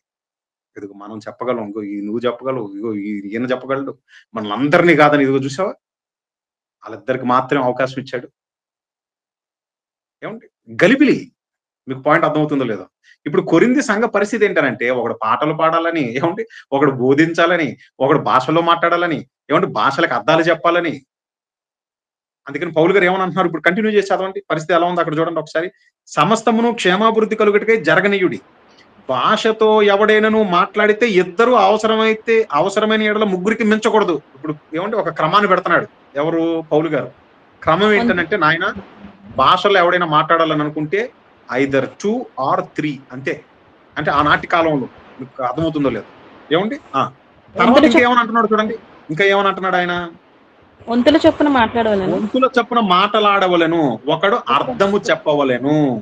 అర్థము చెప్పువాడు లేని ఎడల అతడు సంఘములో మౌనముగా ఉండవలెను. ఏమంటే మరి ఈ మాటను ఎందుకు వదిలేశారండి? ఏమండి కేవలం 34వ వచనాన్ని పట్టుకొని స్త్రీలు మౌనంగా ఉండాలని అంటున్నాడు. ఇక్కడ పురుషులైనా మౌనంగా ఉండాలంటున్నాడు. మరి 28వ వచనం మీకు అర్థమవుతుందో లేదో? ఏమంటే మీకు కాంటెక్స్ట్ అర్థమైంది మీకు? 28వ వచనంలో కూడా మౌనంగా ఉండాలని అంటున్నాడు. ఇక్కడ స్త్రీలను కాదు, పురుషుడైనా మౌనంగా ఉండాలని అన్నాడు 28వ వచనంలో. అర్థము ఎప్పుడు మౌనంగా ఉండమన్నాడు? ఇది మాత్రం మన వాళ్ళు చెప్తారు. ఏమంటే ఎప్పుడు మౌనంగా ఉండమన్నాడు అని అంటే, అర్థం చెప్పేటటువంటి వాడు లేనప్పుడు మౌనంగా ఉండమన్నాడండి. అబ్బా, మరి ఇది అర్థమైన నీకు ఈ సందర్భాన్ని అర్థం చేసుకున్న నువ్వు తర్వాత 34వ వచనానికి వెళ్ళేసరికి ఎందుకు అర్థం చేసుకోలేకపోయావు సందర్భం అక్కడ? మీకు అర్థమవుతుంది కదండి. ఇంకా మీకు అర్థమవుతానికి చెప్తాను. వర్షం పడుతుంది కాబట్టి బయటకు వెళ్ళవద్దు, ఇది సెంటెన్స్. మీకు అర్థమవుతుంది కదండి. వర్షం పడుతుంది, బయటకు వెళ్ళవద్దు. బయటకు ఎందుకు వెళ్ళవద్దు అన్నాం? బయటకు ఎందుకు వెళ్ళవద్దని అన్నామో దానికి ముందు ఒకటి చెప్పాం. ఏంటది? వర్షం పడుతుంది కాబట్టి బయటకు వెళ్ళవద్దు. అర్థమైందా? అంటే ఈ బయటకు వెళ్ళవద్దు అన్నటువంటి ఇది ఇంకొక దాని మీద ఆధారపడి ఉంది. ఏంటది? వర్షం పడుతుంది, బయటకు వెళ్ళవద్దు. ఒకటి మరొక దాని మీద లింక్ అయి ఉంది. అలాగే ప్రియమైనటువంటి దేవుని వర్లారా, పురుషుడైనా మౌనంగా ఉండాలని అన్నాడు. ఎప్పుడు ఉండాలని అంటున్నాడు చూడండి ఒకసారి. అర్థము చెప్పువాడు లేనప్పుడు అతడు సంఘంలో ఎలా ఉండాలట? మౌనముగా ఉండవలను గాని తనతోనూ దేవునితోనూ మాట్లాడుకోవచ్చు. నువ్వు కావాలంటే నువ్వు దేవునితో మాట్లాడుకోవచ్చు, అంతేగాని అర్థం చెప్పేవాడు లేనప్పుడు నువ్వు సైలెంట్ అయిపో అంటున్నాడు. ఎందుకు ఈ ఇన్స్ట్రక్షన్స్ అన్ని ఎందుకు ఇస్తున్నాడు? ఎందుకంటే ఇలాంటివి ఏమి పాటించట్లేదు వాళ్ళు. ఎవడికి వాడు వాడికి బయలుపరచబడినది లేదా వాడు పొందుకున్నటువంటి ఆ తలాంత ఏదైతే ఉంటుందో దానిని చూపించాలని అనుకుంటున్నాడు. ఫలితం ఏంటనంటే ఇప్పుడు మీరు 33వ వచనాన్ని చూడండి, 32, 33 వచనాలు చూడండి. ఫలితం అక్కడ ఎలా అయిపోయిందో చూడండి. 32వ వచనంలో, మరియు ప్రవక్తల ఆత్మలు ప్రవక్తల స్వాధీనములో ఉన్నవి, అలాగే పరిశుద్ధుల సంఘములన్నిటిలో దేవుడు సమాధానానికే కర్త గాని అల్లరికి కర్త కాడు. ఇప్పుడు మీకు అర్థమైంది కదండి. కొరింథీ సంఘంలో ఫలితం ఏమొచ్చింది చెప్పండి. ఇప్పుడు కొరింథీ సంఘంలో ఆరాధన ఆరాధించుకోవడానికి వచ్చినటువంటి వారి మధ్య సమాధానం లేదండి. ఒక్కడినొక్కళ్ళు దుమ్మెత్తి పోసుకోటాలు. మొదటి అధ్యాయంలో చెప్తాడు చూడండి ఒకసారి. కొరింథీ సంఘానికి రాసిన మొదటి ఆ పత్రిక మొదటి అధ్యాయము అందులో 11వ వచనంలోనే చెప్తున్నాడు చూడండి. 10వ వచనంలో చెప్తున్నాడు, నా సహోదరులారా మీరందరూ ఏక భావముతో మాటలాడవలననియు మీలో కక్షలు లేక ఏక మనస్సుతోను ఏక తాత్పర్యముతోను మీరు సన్నద్ధులై ఉండవలనని మన ప్రభువైన యేసుక్రీస్తు పేరట మిమ్మల్ని వేడుకొనుచున్నాను. నా సహోదరులారా మీలో కలహములు కలవు. కలహం అంటే ఏంటి చెప్పండి? గొడవ అండి. మీకు అర్థమవుతుంది కదండి. కొరింథీ సంఘంలో ఇప్పుడు గొడవ. ఆరాధనకు వచ్చినటువంటి వారి మధ్య గొడవ. పాటలు పాడాలని ఒకడు, లేదు వాక్యం బోధించాలని ఒకడు, భాషల్లో మాట్లాడాలని ఒకడు, భాషలకు అర్థం చెప్పాలని ఒకడు. ఫలితం ఏంటనంటే అక్కడ అల్లరి చోటు చేసుకుంది. సంఘంలో ఏముంది చెప్పండి? అల్లరి. ఇప్పుడు సంఘంలో అల్లరి జరుగుతుంది. ఇప్పుడు అల్లరి జరుగుతున్నటువంటి ఈ టైములో ఇప్పుడు స్త్రీలు కూడా ఎంటర్ అయ్యారు అనుకోండి. జాగ్రత్తగా ఆలోచించాలి. ఆల్రెడీ పురుషుల మధ్య కక్షలు, మనస్పర్ధలు, గొడవలు. ఇక అక్కడ సమాధానకరమైన స్థితి లేదండి. అదొక ఫిష్ మార్కెట్ కింద తయారైంది అల్లరి సంఘంలో. ఇప్పుడు ఆల్రెడీ అల్లరి జరుగుతున్నప్పుడు దాన్ని అల్లరిని సద్దుమణిగింపజేసి దాని అంతటిని క్రమబద్ధీకరంగా ఆరాధన జరగాలని ఒక చక్కటి పరిష్కారాన్ని చూపుతున్నాడు. ఇగో మీరు ఇలాగా 2 లేదా 3 వంతుల చొప్పున అంటే ఒకళ్ళ తర్వాత ఒకళ్ళు మాట్లాడాలి. ఒకవేళ అర్థం చెప్పేవాడు లేకపోతే సైలెంట్ గా ఉండాలి అని అల్లరి జరగకుండా అక్కడంతా సమాధానకరమైనటువంటి స్థితిలో క్రమంగా ఆరాధన జరగాలి అనేటటువంటి ఒక విషయాన్ని ప్రస్తావిస్తూ ఇప్పుడు 34వ వచనానికి వచ్చేసరికి ఏమని అంటున్నాడంటే, అమ్మా స్త్రీలారా మీరు దయచేసి పరిస్థితిని అర్థం చేసుకొని మీరు మౌనంగా ఉండండి అని అంటున్నాడు. ఇప్పుడు మీకు అర్థమైంది కదండి. ఎందుకనంటే ప్రియమైనటువంటి దేవుని వర్లారా, ఆల్రెడీ 2 పురుషుల మధ్య గొడవ జరుగుతుంది అనుకున్నాం. ఇదిగో మాకు మైక్ ఇవ్వలేదు తెలుసా, మాకు మైక్ ఇవ్వలేదని. ఇప్పుడు ఈ టైంలో ఇప్పుడు వాళ్ళ భార్యలు వచ్చేసారు అనుకోండి. మా ఆయనకి ఎందుకు మైక్ ఇవ్వలేదు అన్నారు అనుకోండి. ఇంకొక ఆవిడ వచ్చేసి మా ఆయనకు కూడా మైక్ ఇవ్వలేదు అన్నారు అనుకోండి. మీకు అర్థమవుతుంది కదండి. పురుషులుగా 2 కొట్టుకుంటున్నారు, నాకు మైక్ కావాలంటే నాకు మైక్ కావాలని. ఈలోగా ఒక ఆవిడ వచ్చేసింది, మా ఆయనకి మైక్ ఎందుకు ఇవ్వట్లేదు అని అంటుంది. ఇంకొక ఆవిడ కూడా వచ్చేసింది, మా ఆయనకి ఎందుకు అవ్వట్లేదు మైక్ అని అంటుంది. ఏమండి? అప్పుడు గొడవ ఏమవుతుంది చెప్పండి? పెద్దది అవుతుందా, తగ్గుతుందా? మీరు చెప్పాలి ఇప్పుడు. ఏమండి? ఏమండి ఇద్దరు పురుషుల మధ్య ఏమంటే గొడవ ఎక్కువైపోద్దండి. ఎందుకంటే ఎప్పుడు గుర్తుపెట్టుకోండి, పురుషులకి మధ్య గొడవ వచ్చినప్పుడు ఏమంటే ఒకడినొకడు తిట్టుకుంటారు, మహా అయితే కొట్టుకుంటారు అంతేనండి. తర్వాత ఆడి దారిన ఆడిపోతాడు, ఈడి దారిన ఈడిపోతాడు.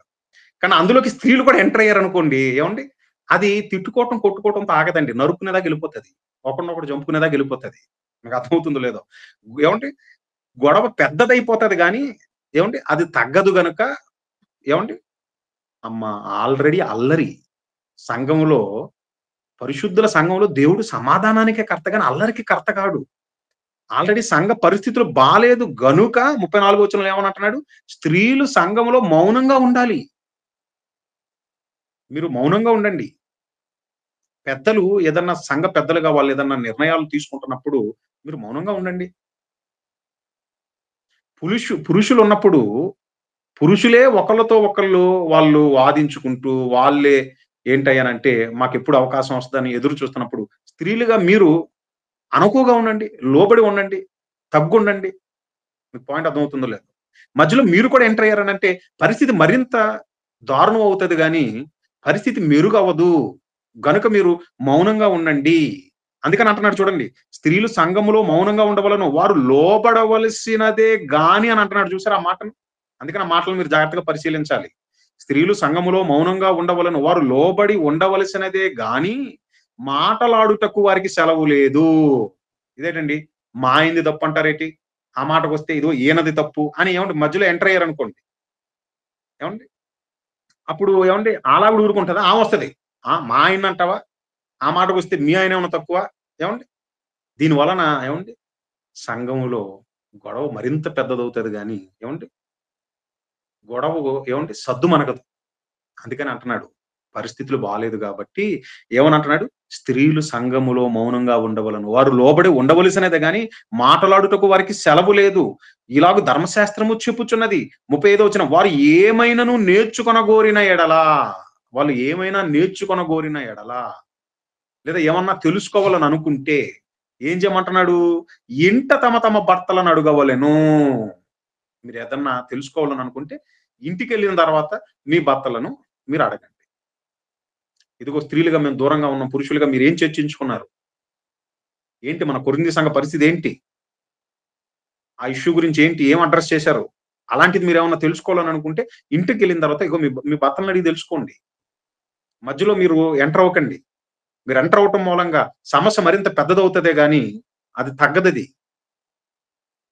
ఏమండి? కాబట్టి కొరింథీ సంఘ ఏమంటే ఆ పరిస్థితులను చక్కదిద్దేటటువంటి విషయంలో పౌలు గారు చెప్తున్న మాట, ఆ మాట ఏమని అంటున్నాడు? అమ్మ స్త్రీలు సంఘంలో మౌనంగా ఉండవలసినదే.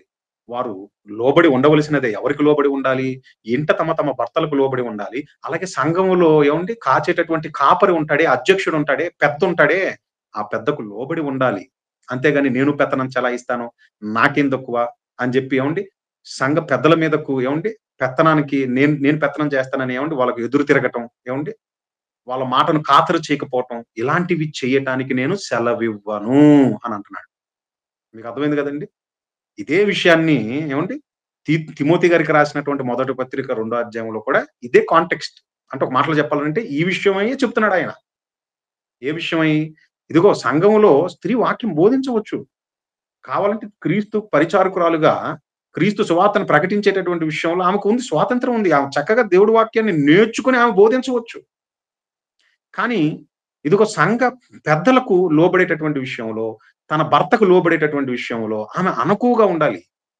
అంతేగాని భర్తను ఇదిగో నువ్వు చెప్పావులే, నీతో నాకంటే నీకు ఎక్కువ తెలుసా అని ఏమండి తీసి పాడేసినట్లుగా మాట్లాడటము. సంఘంలో ఉండేటటువంటి ఏమండి ఆ పెద్దలను ఏమండి తీసి పారేసినట్టుగా మాట్లాడటం. సంఘ ఏమండి ఆ విషయాలు ఉంటాయి గదండీ! ఆ విషయంలో ఇదిగో నేను ఇప్పుడు పెత్తనం చేస్తానని ఏమండి అలాగా ఏమండి అందులో ఏమండి పెత్తనం తాను చలాయించటానికి ఏమండి ముందుకు రావటం లేదా ఏమండి జరిగేటటువంటి ఆహ్, సంఘ కార్యక్రమాల విషయమై ఏమండి పెద్దలైనటువంటి వాళ్ళు ఏమండి నిర్ణయాలు తీసుకుంటున్నప్పుడు నేను కూడా ఇందులో పార్టిసిపేట్ చేయాలి. నా వంతు నేను ఇందులో ఇన్వాల్వ్ అవుతానని ఏమండి అలాంటి ఏమండి విషయాలలో ఆయన ఏమని అంటున్నాడంటే, "అమ్మ మీరు దూరంగా ఉంటే మంచిది. మీరు అప్పుడు మౌనంగా ఉంటే మంచిది. మీరు పెద్దలకు లోబడి ఉంటే మంచిది.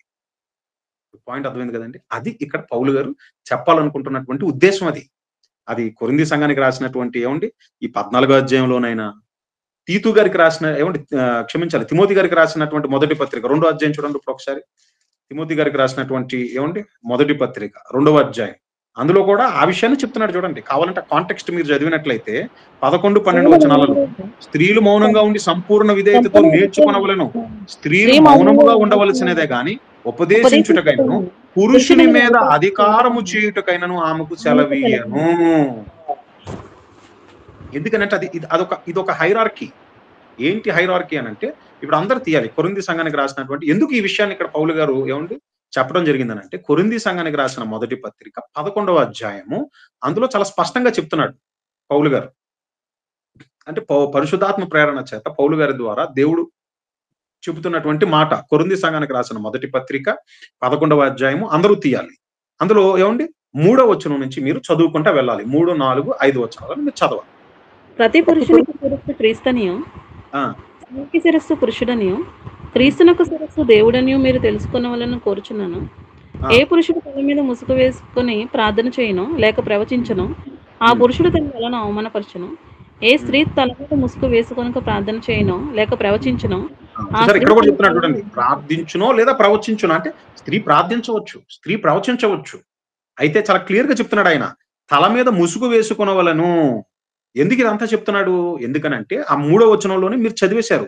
ఏమని చదివారు? ప్రతి పురుషునికి శిరస్సు క్రీస్తు అంటే హెడ్. పురుషునికి శిరస్సుగా ఎవరున్నారట? క్రీస్తు. స్త్రీకి శిరస్సుగా ఎవరున్నారు? పురుషుడు. మీకు అర్థమవుతుంది కదండి. క్రీస్తుకు శిరస్సుగా ఎవరున్నారు అంటే దేవుడనియు మీరు తెలుసుకొనవలనని కోరుచున్నాను. ఇప్పుడు మీకు అర్థమైంది కదండి.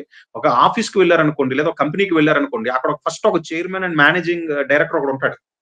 అతని కింద అంటే అది ఇంకా అతని హెడ్. అది మీకు అర్థమవుతుందో లేదా? ఇంకా ఆర్గనైజేషన్ కి టాప్ మోస్ట్ టాప్ మేనేజ్మెంట్ లెవెల్లో డెసిషన్ మేకింగ్ కానివ్వండి, మొత్తం అంతా చూసుకునేటటువంటి వాడు ఆ మేనేజింగ్ డైరెక్టర్ గా ఒకడు ఉంటాడు, చైర్మన్ అండ్ మేనేజింగ్ డైరెక్టర్ గా. వాడి కింద మరి కొంతమంది ఎగ్జిక్యూటివ్ ఆఫీసర్స్ ఉంటారు. ఈ ఎగ్జిక్యూటివ్ ఆఫీసర్స్ కింద జిఎంలని, ఏజిఎంలని, డీజిఎంలని వీళ్ళు ఉంటారు. వీళ్ళ కింద మేనేజర్లని, డిప్యూటీ మేనేజర్లని ఉంటారు. అంటే ఇది ఒక ఎవరికి లోబడాలి అనేటటువంటి అదొక మాటలో చెప్పాలంటే హైరార్కీ. అది వీళ్ళకి లోబడాలి, వీళ్ళకు లోబడాలి. ఎందుకు? వాళ్ళ పని అంటే ఒక ఆర్గనైజేషన్ క్రమంగా ముందుకు కొనసాగాలనంటే ఒకళ్ళ అధికారం కింద ఒకళ్ళు లోబడి వాళ్ళ పనులు వాళ్ళు నిర్వర్తించుకుంటూ వెళ్ళాలి. ఇదే విషయాన్ని సంఘం విషయంలో కూడా చెప్తున్నాడు దేవుడు. సంఘ విషయంలో కూడా నాయన ఇదిగో సంఘానికి ఎవరు ఉండాలి అని అంటే ఒక నాయకుడు ఉండాలి.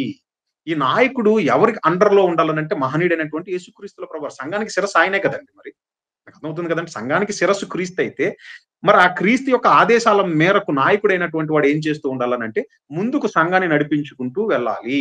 ఈ నాయకుడు కింద ఎవరు ఉండాలంటే సంఘస్థులు ఎవరైతే ఉన్నారో వాళ్ళు ఆ నాయకుడికి లోబడాలి. ఈ విషయాన్ని హెబ్రీయులకు రాసిన పత్రికలో చెప్తాడు చూడండి. హెబ్రీయులకు రాసిన పత్రిక 13వ అధ్యాయం 17వ వచనం. హెబ్రీయులకు రాసిన పత్రిక 13వ అధ్యాయం 17వ వచనం. మీ పైన నాయకులుగా ఉన్నవారు లెక్క ఒప్పజెప్పవలసిన వారి వలె మీ ఆత్మలను కాయిచున్నారు.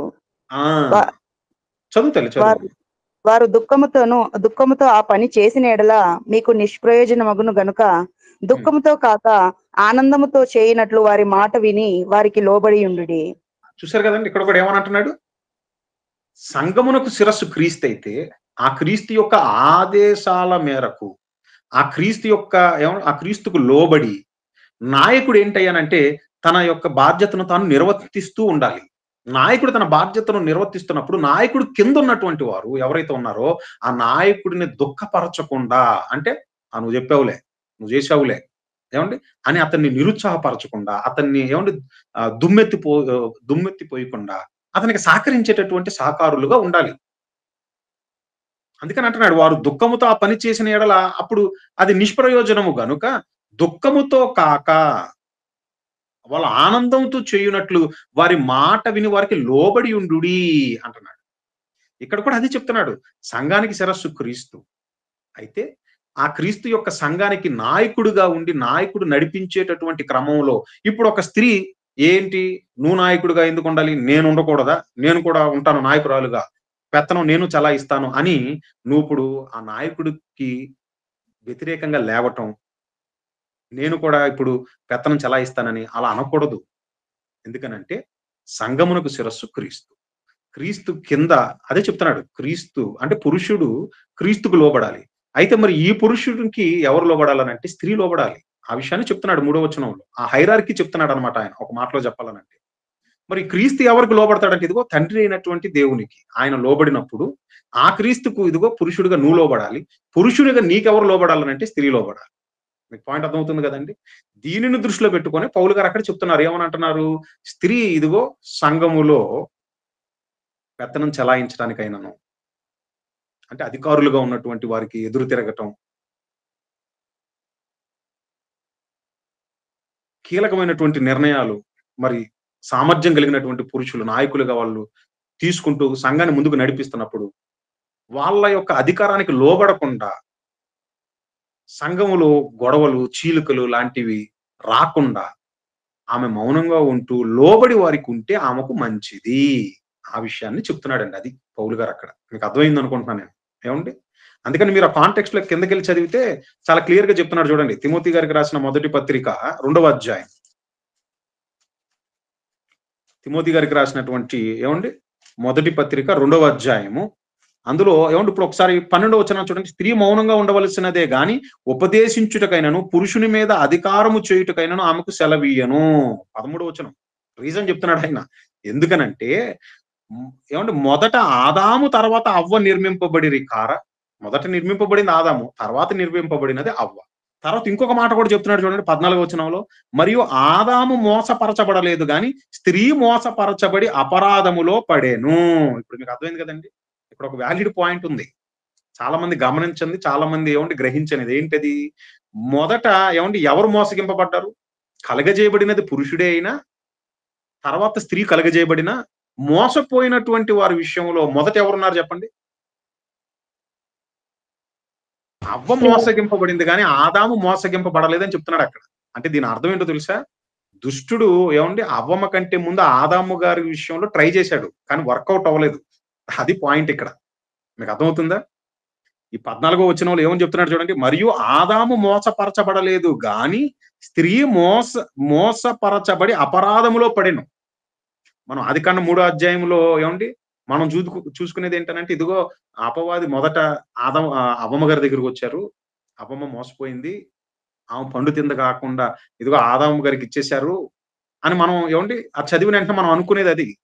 కానీ వాస్తవానికి ఇక్కడ ఏమండి దేవుడు రాయిస్తున్నటువంటి ఏమండి ఒక ప్రాముఖ్యమైనటువంటి సంగతి ఏంటిది? 14వ వచనంలో మొదట ఆదాము కాదు, స్త్రీయే మొదట మోసగింపబడి అపరాధములో పడేను. అందుకని అంటున్నాడమ్మా, పురుషునిగా నీ భర్తకును లోబడాలి. అలాగే సంఘములో సంఘ నాయకుడు ఎవరైతే కాపరి అధ్యక్షుడు ఎవరైతే ఉంటారో వాళ్ళకు మీరు లోబడాలి. లోబడేటటువంటి విషయంలో మీరు ముందుండాలి. అనవసరమైనటువంటి వాటి విషయాలలో మీరు కలుగజేసుకొని గొడవలకు కారకురాలు కాకూడదు మీరు. అది పాయింట్ అర్థమవుతుందో లేదో పౌలు గారు చెప్పాలనుకున్నది. అంతేగాని ఏమండి ఇక శాంతం వాక్యం చెప్పకూడదు, వాళ్ళు పాటలు పాడకూడదు, ఇక ప్రార్థించిన తర్వాత ఆమెను అనకూడదు, కేవలం ఒక శ్రోతగా వచ్చి కూర్చోవాలి, తర్వాత ఇంటికి వెళ్ళిపోవాలి. అది కాదండి. మీకు అర్థమైందని అనుకుంటున్నాను. అలా అనుకున్నట్లయితే ఇంకా అసలు వాక్యం చెప్పకూడదు, ఇంకా అసలు ఆమె ఏమాత్రం ఇంకా ఏమంటే పాటలు పాడకూడదు, ఇంకా ఆరాధనలు చేయకూడదు అన్నది ఏమండి. ఒకవేళ అలా అనేటటువంటి వారు ఎవరైతే ఉన్నారో మరి వాళ్ళకు ఏమండి మరి మహనీయుడైనటువంటి యేసుక్రీస్తుల ప్రభువారే ఏమని చెప్పారో ఒకసారి చూడండి. మత్తయి గారు రాసిన సువార్త 28వ అధ్యాయము 19వ వచనం చూడండి. మత్తయి గారు రాసిన సువార్త 28వ అధ్యాయం 19వ వచనం. కాబట్టి మీరు వెళ్ళి సమస్త జనులను శిష్యులుగా చేయుడి, తండ్రి యొక్కయు కుమారుని సమస్త జనులను ఏమంటున్నాడు చెప్పండి ఆయన? ఎవరిని శిష్యులుగా చేయమంటున్నాడు? సమస్త జనులను శిష్యులుగా చేయుడి అని అంటాడు. మరి సమస్త జనులలో కేవలం పురుషులు మాత్రమే ఉన్నారా, స్త్రీలు కూడా ఉన్నారా? పురుషులు ఉన్నారు, స్త్రీలు ఉన్నారు. మీకు అర్థమవుతుంది కదండి. సమస్త జనులను శిష్యులుగా చేయుడి. మరి కొంతమంది ఉంటారండి, ఏమండి, చెప్పిందంతా చక్కగా వింటారు. ఏమండి, మీరు ఎన్నైనా చెప్పండి, స్త్రీ వాక్యం బోధించవచ్చండి. కావాలంటే ఇంట బోధించుకోవచ్చు, లేదా బయటికి వెళ్ళి ఒక నలుగురు నేర్చుకొని వాళ్ళ ఫ్రెండ్స్ మధ్య లేకపోతే వాళ్ళ బంధువుల మధ్య వాక్యం బోధించవచ్చండి. కానీ సంఘానికి వచ్చి సంఘం దగ్గర బోధించకూడదని అంటారు. ఏమండి, సంఘం అంటే గోడ, బెంచీలు, కుర్చీలు కాదండి. సంఘం అంటే ఏమంటే మనమే కదండి. మీకు అర్థమవుతుందా? ఇప్పుడు ఆమె నలుగురు మధ్య వాక్యం చెప్తున్నప్పుడు ఆ నలుగురు ఎవరు? మనుషులే కదండి. ఇప్పుడు సంఘం అంటే ఏమంటే గోడ, స్లాబు ఇది కాదండి. వాటి మధ్య కూడుకునేటటువంటి ఏమండి క్రీస్తు స్వరక్తము చేత, అంటే క్రీస్తు స్వరక్తం ఇచ్చి సంపాదించుకున్నటువంటి వారు, లేదా క్రీస్తు రక్తము చేత కడగబడినటువంటి వారు. అవునా కాదా? వాళ్ళే కదా సంఘం అంటే. మరి వాళ్ళ మధ్య వాక్యం చెప్పినప్పుడు తప్పెలా అవుతది? పాయింట్ అర్థమైందా మీకు? నువ్వు సంఘం అంటే ఇదిగో ఒక పెద్ద కట్టడని అనుకుంటున్నావు నువ్వు. కట్టడలో లేదా కట్టబడినటువంటి ఇదిగో ఆ ప్రాంతంలో కూడుకుంటున్న వారున్నారే వాళ్ళు సంఘం అంట అక్కడ. మీకు అర్థమైంది కదండి. కాబట్టి ప్రియమైనటువంటి దేవుని వారలారా, స్త్రీలు సంఘంలో వాక్యాన్ని బోధించవచ్చు. ఇంకా మనం పరిశుద్ధ గ్రంథంలో ఎన్నో వచనాలు మీకు ప్రారంభంలోనే చూపించేసాను నేను. పురుషులతో పాటుగా స్త్రీలు కూడా దేవుని కోసం ఎంతగానో ప్రయాసపడ్డారండి. సువార్త ఏమండి పని విషయంలో పౌలు గారే చెప్తున్నారు. ఇదిగో నాతో పాటు ఆ స్త్రీలు సువార్త పనిలో చాలా ప్రయాసపడ్డారు. వాళ్ళ పేర్లు జీవగ్రంథం ముందు రాయబడి ఉన్నవని ఆయన అంటున్నాడు.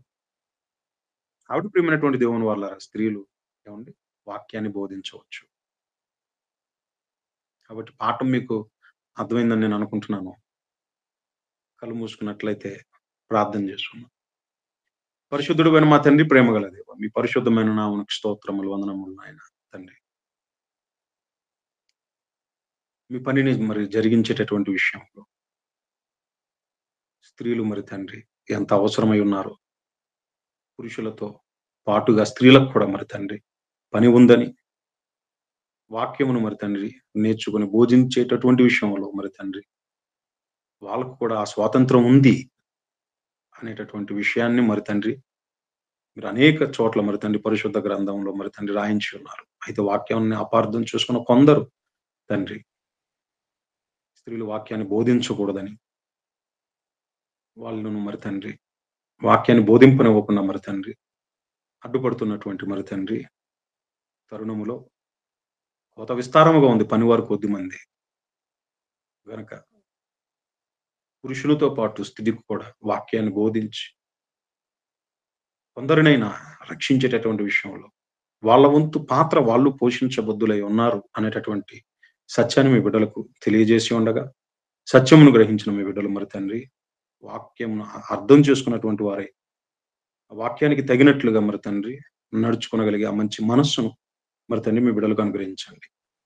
మీ బిడ్డలు మరి తండ్రి ఎవరెవరు ఏ పరిస్థితుల మధ్య ఉన్నారో తెలియదు నాయన, కానీ అందరి స్థితిగతులను ఎరిగి ఉన్నవాడు నీవు తండ్రి. మీ చిత్తమైన ఎడల యోగ్యులైనటువంటి వారి విషయంలో మరి తండ్రి కలుగజేసుకొని వారికి సహాయం చేసి వారిని ఆదుకొనమని బ్రతిమలాడుకుంటూ వారందరినీ మరి తండ్రి మరొకసారి మీ కృపగా అప్పగించుకుంటూ, నన్ను మీ కృపగా అప్పగించుకుంటూ మీ చిత్తం ఏమైనదో మా పట్ల దాన్ని జరిగించమని మమ్మల్ని మీ చిత్తానికి అప్పగించుకుంటూ ఈ ప్రార్థన మీ ప్రియకుమారుడు మా రక్షకుడైన యేసు శక్తి కలిగిన నామమున మీకు సమర్పిస్తున్నాను తండ్రి.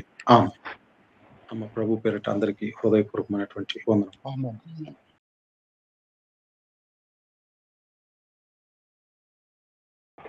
థ్యాంక్ యూ అన్న.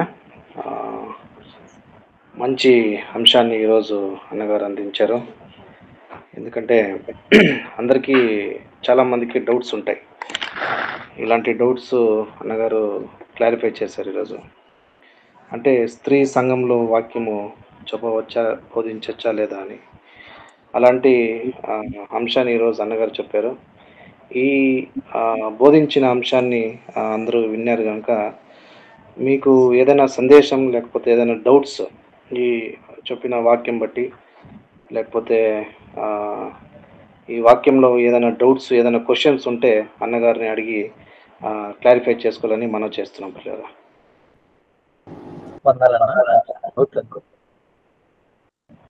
చెప్పండి అన్న, ఇప్పుడు సంఘంలో రొట్టె తర్వాత రసం ఇచ్చేటప్పుడు అంటే బల్లారాధన చేసేటప్పుడు స్తోత్రాలు చెల్లించాల్సిన సమయం వచ్చినప్పుడు మరి పురుషులకు మాత్రం ప్రయారిటీ ఇస్తారు. మరి స్త్రీలు లేకుంటే లేడీస్ మీ మనసులోనే ధ్యానించుకోండి అని అంటారు. మరి అది ఎట్లా అంటే అటు చేయొచ్చా, లేకుంటే వాళ్ళు కూడా ప్రార్థన చేయించి స్తోత్రాలు చెల్లించచ్చా?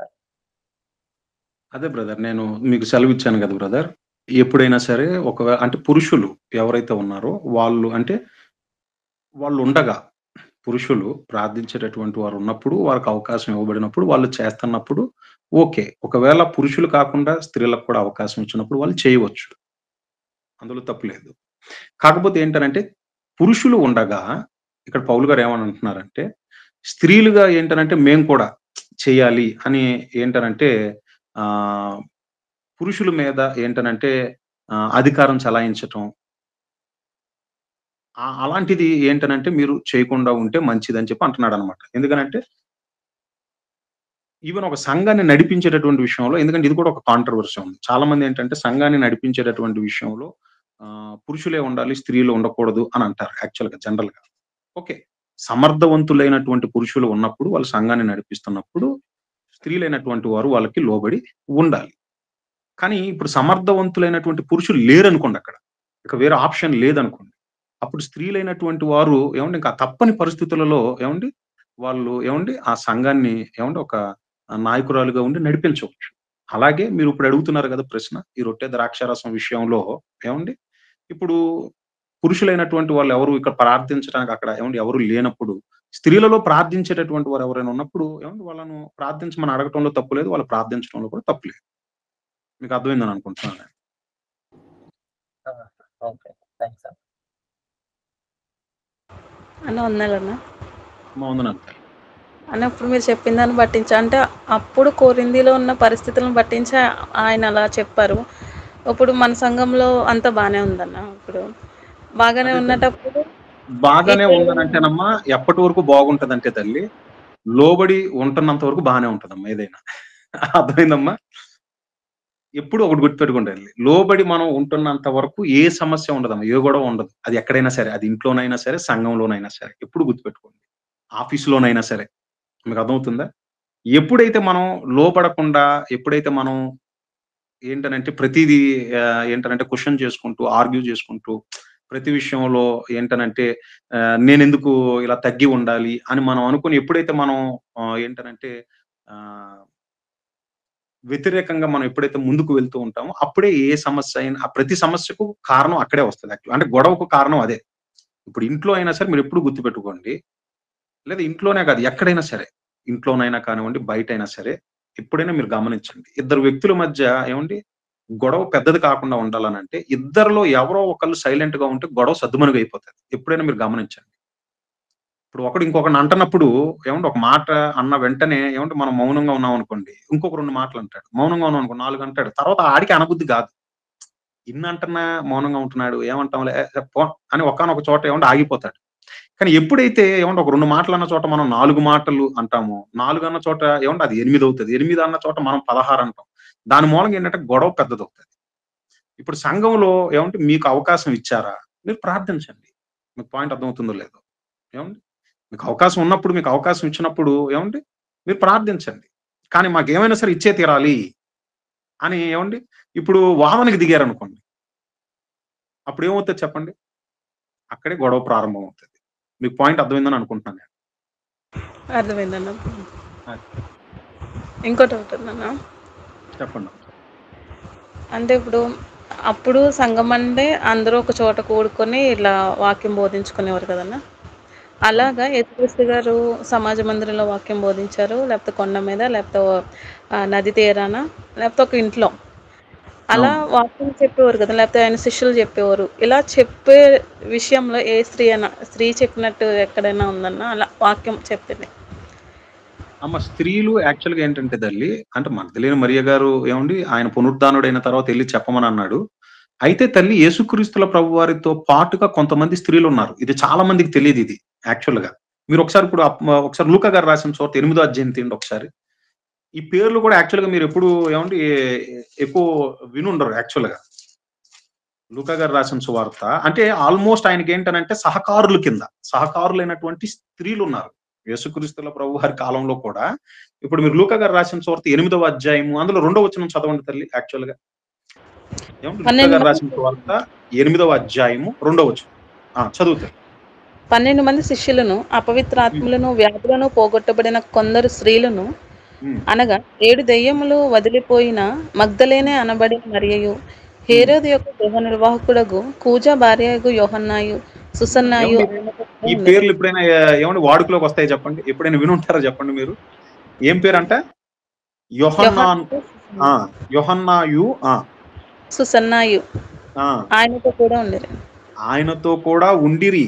వీరును ఇతరులు అనేకులను తమకు కలిగిన ఆస్తితో వారికి ఉపచారము చేయుచుండిరి. వారికి అంటే వారు కలిగి ఉన్న ఆస్తితో, అంటే వాళ్ళకు ఉన్నటువంటి ఏమంటే ఒక మాటలో చెప్పాలనంటే యేసుక్రీస్తుల ప్రభు వారికి ఏంటనంటే ఆ కాలంలో ఏమండి ఈ పరిచర్య నిమిత్తం ఏదన్నా ఆర్థికంగా ఏమండి అవసరత ఏర్పడినప్పుడు వీళ్ళ వంతు వీళ్ళు, మీకు పాయింట్ అర్థమవుతుందా? ఆయనకి ఏం చేశారు చెప్పండి? పరిచర్యలో ఆర్థిక సాయం చేసినటువంటి వారిగా వాళ్ళ పేర్లు కనపడుతున్నాయి మనకు అక్కడ. చూడండి, అందుకనే కావాలని చదవండి మళ్ళీ ఒకసారి 2-3 వచనాలు. 12 మంది శిష్యులను, అపవిత్రాత్మలను, వ్యాధులను పోగొట్టబడిన కొందరు స్త్రీలను, అనగా 7 దెయ్యములు వదిలిపోయిన మగ్దలేనే అనబడిన మరియయు, హేరోదు యొక్క గృహ నిర్వాహకుడకు కూజా భార్యయగు యోహన్నాయు, సుసన్నాయు ఆయనతో కూడా ఉండిరి. వీరును ఇతరులు అనేకులకును తమకు కలిగిన ఆస్తితో వారికి ఉపచారము చేయించు వచ్చిరి.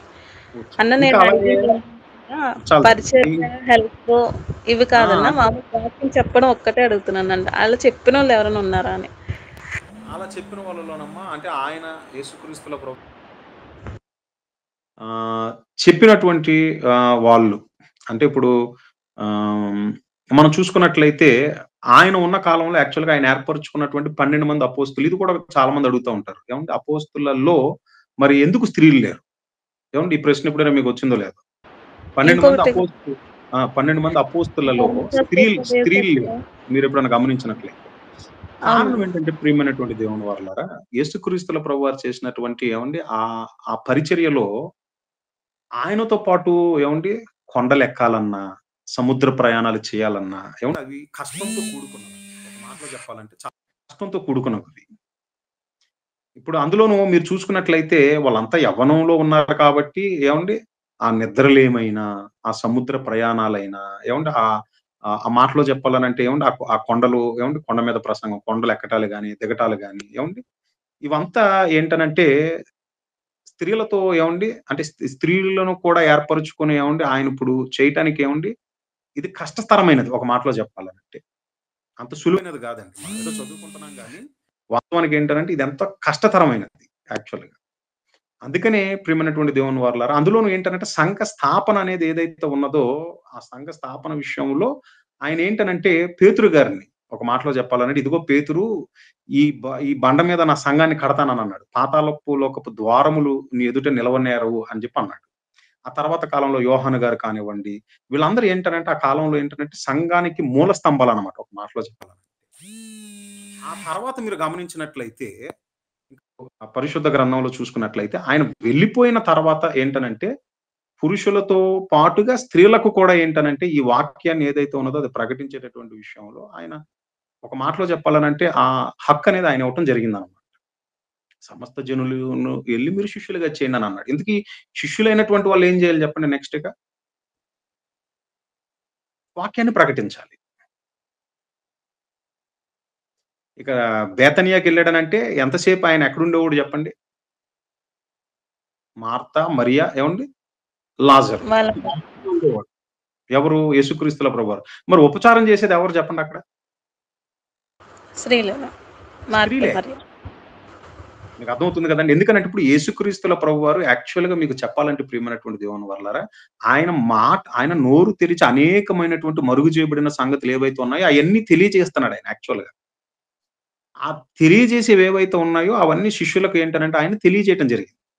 తెలియజేసిన తర్వాత ఆయన ఏమని అంటున్నాడనంటే, ఇదిగో అమ్మ ఇంక ఆయన వెళ్ళిపోయేటప్పుడు చెప్తున్నాడన్నమాట. ఏమని అంటున్నాడు?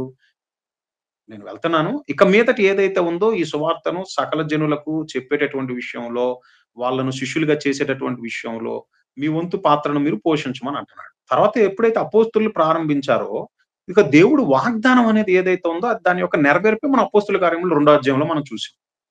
అందులో ఏంటంటే ప్రవాహం వచ్చినట్లుగా ఏంటనంటే ఇదిగో నా మందిర పర్వతంలోనికి దేవుడు వస్తాడన్నట్లుగా, అంటే సంఘంలోనికి వస్తారన్నట్లుగా ప్రారంభంలో 3000 మంది. తర్వాత ఇంకా మీరు అపోస్తుల కార్యములు 5వ అధ్యాయానికి 4వ అధ్యాయానికి వెళ్ళిపోతా ఉంటే వీళ్ళు వాక్య పరిచర్య చేసే కొద్ది ఏంటంటే సంఘం అభివృద్ధి చెందటం. పురుషులు ఎలాగైతే ఉన్నారో స్త్రీలు కూడా అంతే కీలకమైనటువంటి పాత్రను పోషించడం జరిగింది అక్కడ యాక్చువల్.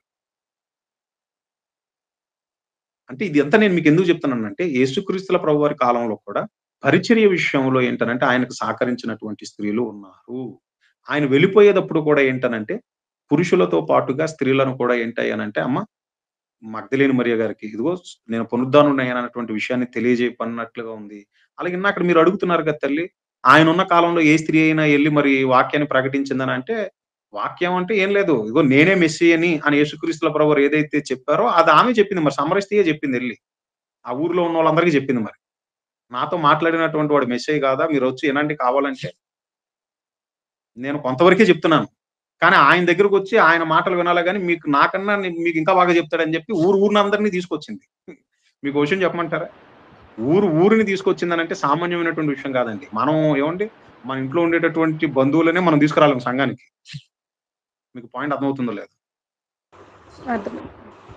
మీకు అర్థమైంది కదండి. మన ఇంట్లో ఉండేటటువంటి బంధువులను స్నేహితులను ఏమంటే సంఘానికి తీసుకురాలేము. కానీ అలాంటిది ఒక ఊరిని యేసుక్రీస్తుల ప్రభువారి దగ్గరికి తీసుకొచ్చి 2 రోజులు యేసుక్రీస్తుల ప్రభువారు అక్కడ ఉన్నటువంటి వాళ్ళకు ఏమంటే వాక్యం చెప్పాడనంటే మీరు అర్థం చేసుకోండి ఆమె ఎంత కీలకమైనటువంటి పాత్ర పోషించిందో. ఆ ఊరిలో ఆ రోజు ఉన్నటువంటి వారు ఎవరైతే ఉన్నారో ఆయన మాటలు విని విశ్వసించినటువంటి వారు ఉన్నారు కదా, మరి వాళ్ళందరూ ఇప్పుడు ఏమండి మరి యేసుక్రీస్తుల ప్రభువారిని మహనీయుడిగా మరి లోకమునకు రానయ్యున్నటువంటి మెస్సీగా గుర్తించారనంటే ఒక విధంగా చెప్పాలంటే ఎవరున్నారు చెప్పండి దీని వెనకాల?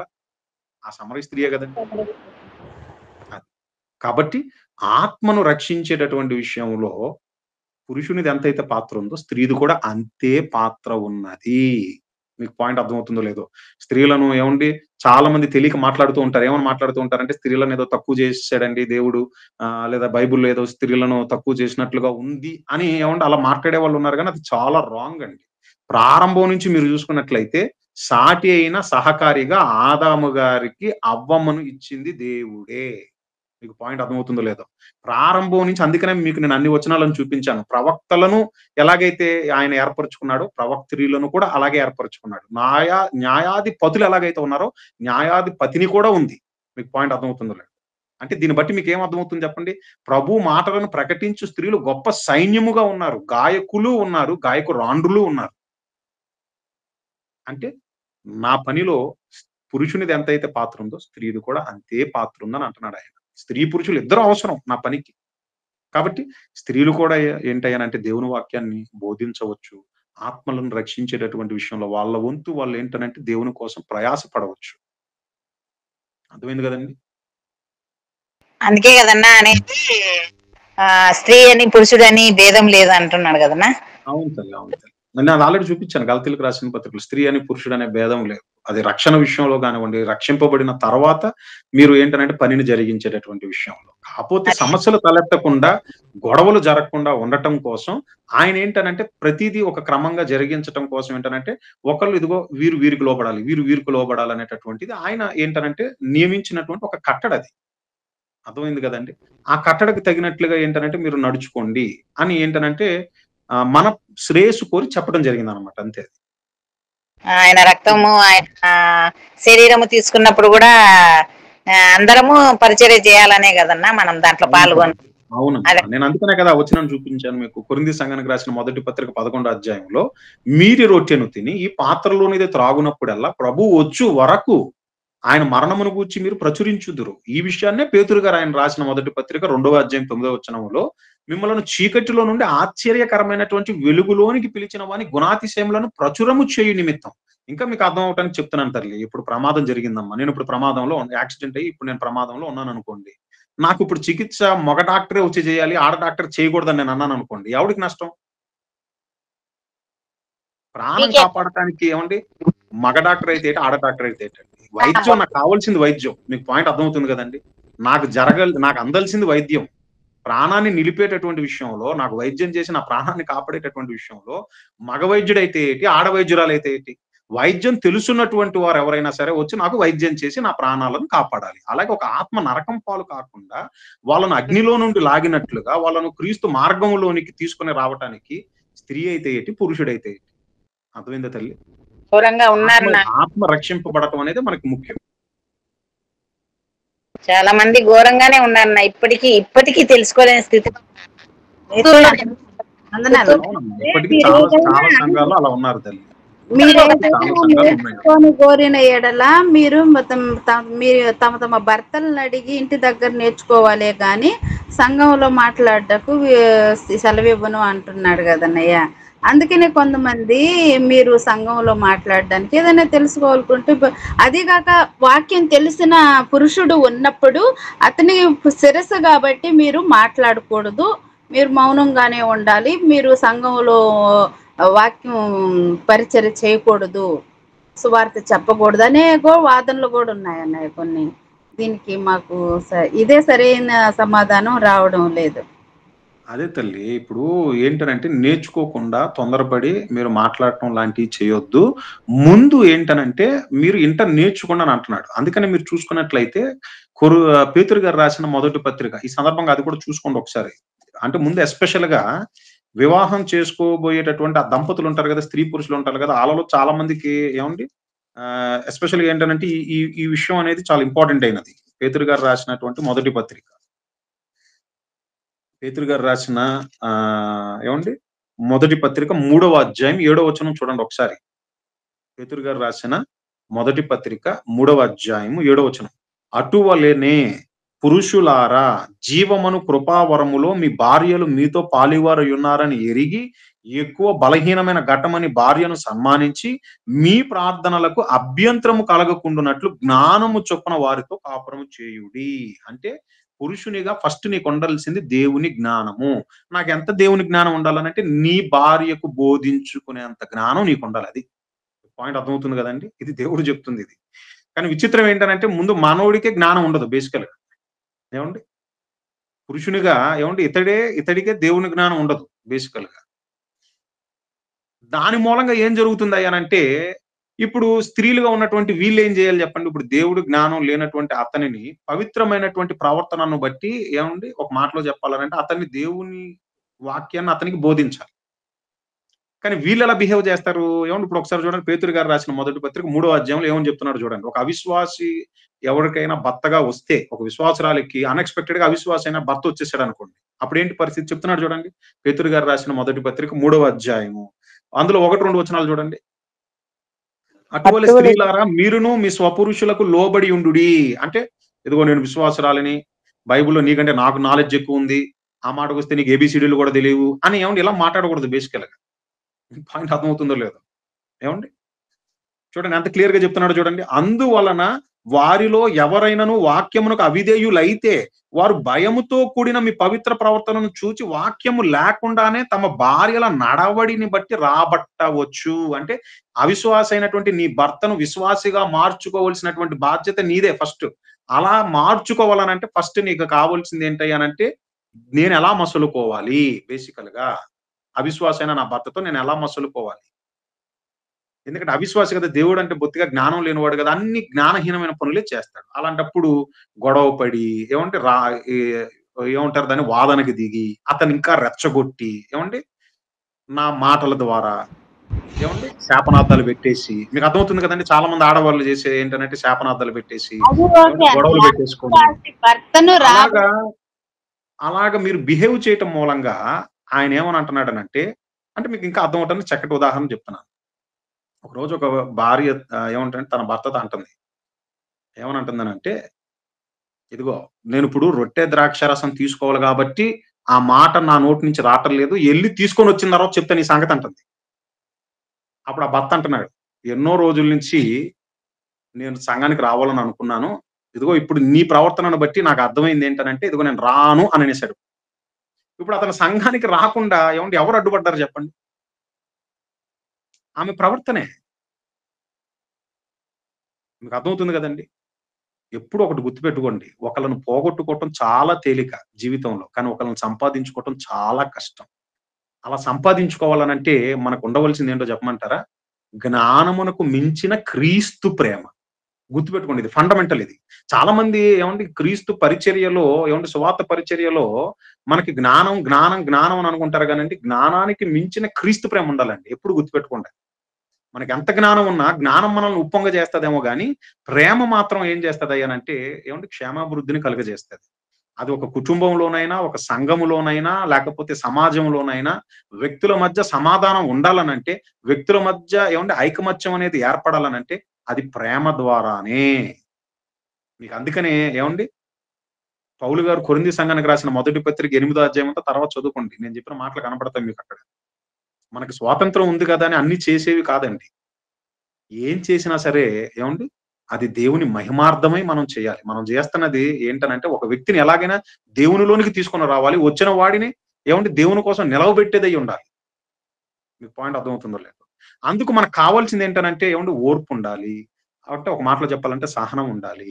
అన్నిటికీ మించి ఏంటనంటే ఏ టైములో మనం ఏం చెప్పాలి, మీ సంభాషణ ఎలా ఉండాలంటే అది ఉప్పు వేసినదిగా ఉండాలంటాడు. కొలసీలకు రాసిన పత్రికలో చెప్తాడు ఆ మాట. ఎప్పుడు సందర్భానుసారంగా మీరు ఏంటనంటే మాట్లాడే ప్రతి మాట ఎదుటివాడిని ఆలోచింపజేస్తుంది. మీరు నడుచుకునేటటువంటి విధానం అది ఎదుటివాడిని ఆలోచింపచేసి ఒక రోజు కాకపోయినా ఒక రోజు అయినా సరే ఏదో రోజు ఏం చేస్తుందనంటే భయముతో కూడిన మీ పవిత్ర ప్రవర్తననే అతన్ని ఏం చేస్తుందంటే దేవుడి దగ్గరికి లాక్కొస్తుంది. అప్పుడు మీరు చెప్పండి, ఖచ్చితంగా వింటాడు. మీకు పాయింట్ అర్థమవుతుందో లేదో. మీరు చెప్పకపోయినా మీ దగ్గరకు వచ్చి చెప్పమంటాడు వాక్యం. మీకు పాయింట్ అర్థమవుతుందో లేదో. అప్పుడు చెప్పండి. మొదట ప్రేమను కనపరచండి, తర్వాత మీ దగ్గరికి వస్తాడు కదా, మీరు చూపించే ప్రేమను బట్టి ఇదిగో మీ దగ్గరకు వస్తాడు కదా, అప్పుడు చెప్పండి దేవుడి జ్ఞానం. మీకు తెలిసిన జ్ఞానం ఏదైతే ఉంటుందో ఏమండి దాని అంతటిని ఎంత చెప్తారో చెప్పండి, అప్పుడు వింటాడు కూడా. మీకు అర్థమవుతుందో లేదో. కానీ మనం ప్రేమను కనపరచం ఏమండి. మన జ్ఞానాన్ని బట్టి ఏమండి మనం ఆవేశపడుతూ ఉంటాం, తొందరపడుతూ ఉంటాం, ఉప్పొంగుతూ ఉంటాం. దానివల్ల ఏంటంటే ఒకరిని పోగొట్టుకున్న వాళ్ళం అవుతాం. కాబట్టి నా మాటలు మీకు అర్థమవుతున్నాయి అనుకుంటా. అన్న వందనాలన్నా. వందనాలు తల్లి. అన్న లూకా సువార్త 2వ అధ్యాయము 36వ వచనంలో అన్న అను ఒక ప్రవక్తిని ఉండేది. ఆమె కన్యత్వం మొదలుకొని 7 ఏండ్ల పెనిమిటితో సంసారం చేసి బహుకాలం గడిచినది. 84 సంవత్సరములు విధవరాలయ్యండి. దేవాలయం విడవక ఉపవాస ప్రార్థనలతోనూ రేయింబగలు సేవ చేయుచుండెను అని అంటే ఇది సువార్త పరిచర్యనా లేకపోతే దేవాలయంలో మనం ఇప్పుడు శుభ్రపరచడము అలాంటి సేవ అనుకోవాలన్నా? అమ్మ ఇప్పుడు యాక్చువల్గా ఏంటంటే తల్లి ప్రవక్తి అని ఉంది, మీరే చెప్తున్నారు కదా. అక్కడ ఏమనుంది చూడండి అమ్మా. ప్రవక్తని అని ఉందినా. ప్రవక్తిని అంటే ఏం చెప్పండి అమ్మా. ప్రవక్త ఏం చేస్తాడని నేను అక్కడ చూపించానండి మీకు వచ్చిన బోధించేవారు, వాక్యాన్ని బోధిస్తారు. సిస్టర్ అడిగినారు కదా లూకా, ఆ కాలంలో ఎవరైనా ఉన్నారంటే ఆ కాలంలో సిస్టర్ గారు అడిగింది ఏంటంటే యేసుక్రీస్తుల ప్రభు వారితో పాటుగా ఎవరైనా బోధించిన వాళ్ళు ఉన్నారా. మీకు అర్థమవుతుంది కదమ్మా. ఈ స్త్రీ యేసుక్రీస్తుల ప్రభు వారితో పాటుగా బోధించినాము కాదు, పుట్టినప్పుడు అది యేసుక్రీస్తుల ప్రభు ఇంకా అప్పటికి బాల్య దశలోనే ఉన్నాడు ఆయన. సిస్టర్ గారు ఇందాక అడిగింది ఏంటనంటే అపోస్తులు లాగా యేసుక్రీస్తుల ప్రభు వారితో ఎవరైనా స్త్రీలు ఉండి వాక్యాన్ని బోధించారా యేసుక్రీస్తుల ప్రభు వారితో పాటుగా. ఓకే అన్న, నాదో క్వశ్చన్ ఉందన్న. చెప్పండి అన్న. స్త్రీలు అప్పుడు అద్భుతాలు చేసినట్లు ఎవరైనా ఉండారన్న ఆ కాలంలో? ఇంకొక రెండో క్వశ్చన్ వచ్చేసి మీరు చెప్పారు బల్లారాధనలో స్త్రీలు స్తోత్రము పురుషులు లేకపోతే చెల్లించవచ్చని, కానీ బల్లారాధన చెప్పచ్చు అన్న. స్త్రీలు ఉన్నప్పుడు కూడా కానీ బల్లారాధన, స్త్రీలు పురుషులు ఉన్నప్పుడు కూడా కానీ స్త్రీలు బల్లారాధన. ఇప్పుడు నడిపించేటటువంటి ఒక కాపర్ ఉంటాడు కదా బ్రదర్, అర్థమవుతుందా? ఇప్పుడు అతను ఏంటనంటే ఒక పురుషుడికి ఇచ్చాడు, రొట్టె నిమిత్తం ఒక పురుషుడికి ఇచ్చాడు ప్రార్థన. ద్రాక్ష రసం విషయమే ఒక స్త్రీని ప్రార్థించమన్నాడు. పాయింట్ అర్థమవుతుందా? అర్థమవుతుందా? ఇప్పుడు ద్రాక్ష రసం నిమిత్తం ఒక స్త్రీని ప్రార్థించమంటంలో తప్పు లేదు, ఆమె ప్రార్థించడంలో కూడా తప్పు లేదు. కదన్నా, వాక్యం చెప్పొచ్చా? బల్లారాధన గురించి వాక్యం చెప్పొచ్చా? చెప్పచ్చు బ్రదర్. అందులో ఇప్పుడు బల్లారాధన గురించి వాక్యం ఖచ్చితంగా చెప్పొచ్చు. ఇప్పుడు వాక్యం ఇప్పటిదాకా నేను చెప్పింది అదే కదా, వాక్యం బోధించవచ్చు అనేది కదా నేను చెప్పింది. ఇప్పటిదాకా నేను చెప్పుకుంటూ వచ్చింది ఏంటి చెప్పండి. స్త్రీలు వాక్యం బోధించవచ్చు. వాక్యం అంటే అది ప్రతిదాని గురించి వస్తుంది. మీకు పాయింట్ అర్థమవుతుందో లేదో. క్రీస్తు జనన మరణ సమాధి పునరుద్ధానమును గురించి, ఆయన యొక్క గుణాతిశయములను గురించి ప్రచురించేటటువంటి విషయంలో పురుషునితో పాటు స్త్రీకి కూడా సమాన హక్కు ఉంది. ఓకేనా, ఇప్పుడు మీకు పాయింట్ అర్థమవుతుంది కదా. అర్థమవుతుంది. వాక్యమే బోధించడానికి అర్హత కలిగినటువంటి స్త్రీ ఇక ప్రార్థించడానికి ఎందుకు అర్హత ఉండదు? అందుకని మీ కొరింథీ సంఘానికి రాసిన మొదటి పత్రిక 11వ అధ్యాయంలో చాలా స్పష్టంగా చూపించాను క్లియర్ గా. ఏమనుంది అందులో? కొరింథీ సంఘానికి రాసిన మొదటి పత్రిక 11వ అధ్యాయంలో ప్రవచించేటప్పుడైనా ప్రార్థించేటప్పుడైనా ముసుగు వేసుకోమని అంటున్నాడు క్లియర్ గా. ఆయన చెప్తున్నాడు చూడండి, 11వ అధ్యాయము అందులో 4వ వచనం చూడండి, 5వ వచనం క్షమించాలి, 11వ అధ్యాయం 5వ వచనం. ఏ స్త్రీ తల మీద ముసుగు వేసుకొనక ప్రార్థన చేయునో లేక ప్రవచించునో. మీకు అర్థమవుతుంది కదండి, ప్రార్థించునో లేదా ప్రవచించునో అనంటే ప్రార్థన చేయవచ్చు, అలాగే వాక్యం కూడా బోధించవచ్చు. ఓకేనా బ్రదర్? ఇది అద్భుతాలు చేసినట్లు స్త్రీల గురించి ఉందనా?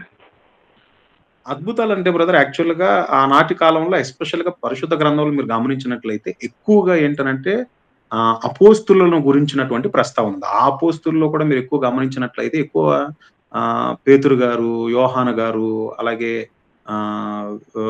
పౌలు గారి గురించి ఎక్కువ మీకు కనపడుతుంది యాక్చువల్ గా. మరి మిగిలినటువంటి అపోస్తుల గురించి పెద్దగా రాయబడలేదు కాబట్టి వాళ్ళు సేవ చేయలేదు, అద్భుతాలు చేయలేదు అని మనం అనుకోవడానికి లేదు. ఎందుకంటే అపోస్తులైనటువంటి వాళ్ళ ద్వారా మీరు చూసుకున్నట్లయితే పౌలు గారు కొరింథీ సంఘానికి రాసిన 2వ పత్రికలో ఒక మాట అంటాడు 12వ అధ్యాయం. కొరింథీ సంఘానికి రాసిన 2వ పత్రిక 12వ అధ్యాయము అందులో 12వ వచనాన్ని చూడండి ఒకసారి. 11, 12 వచనాలు.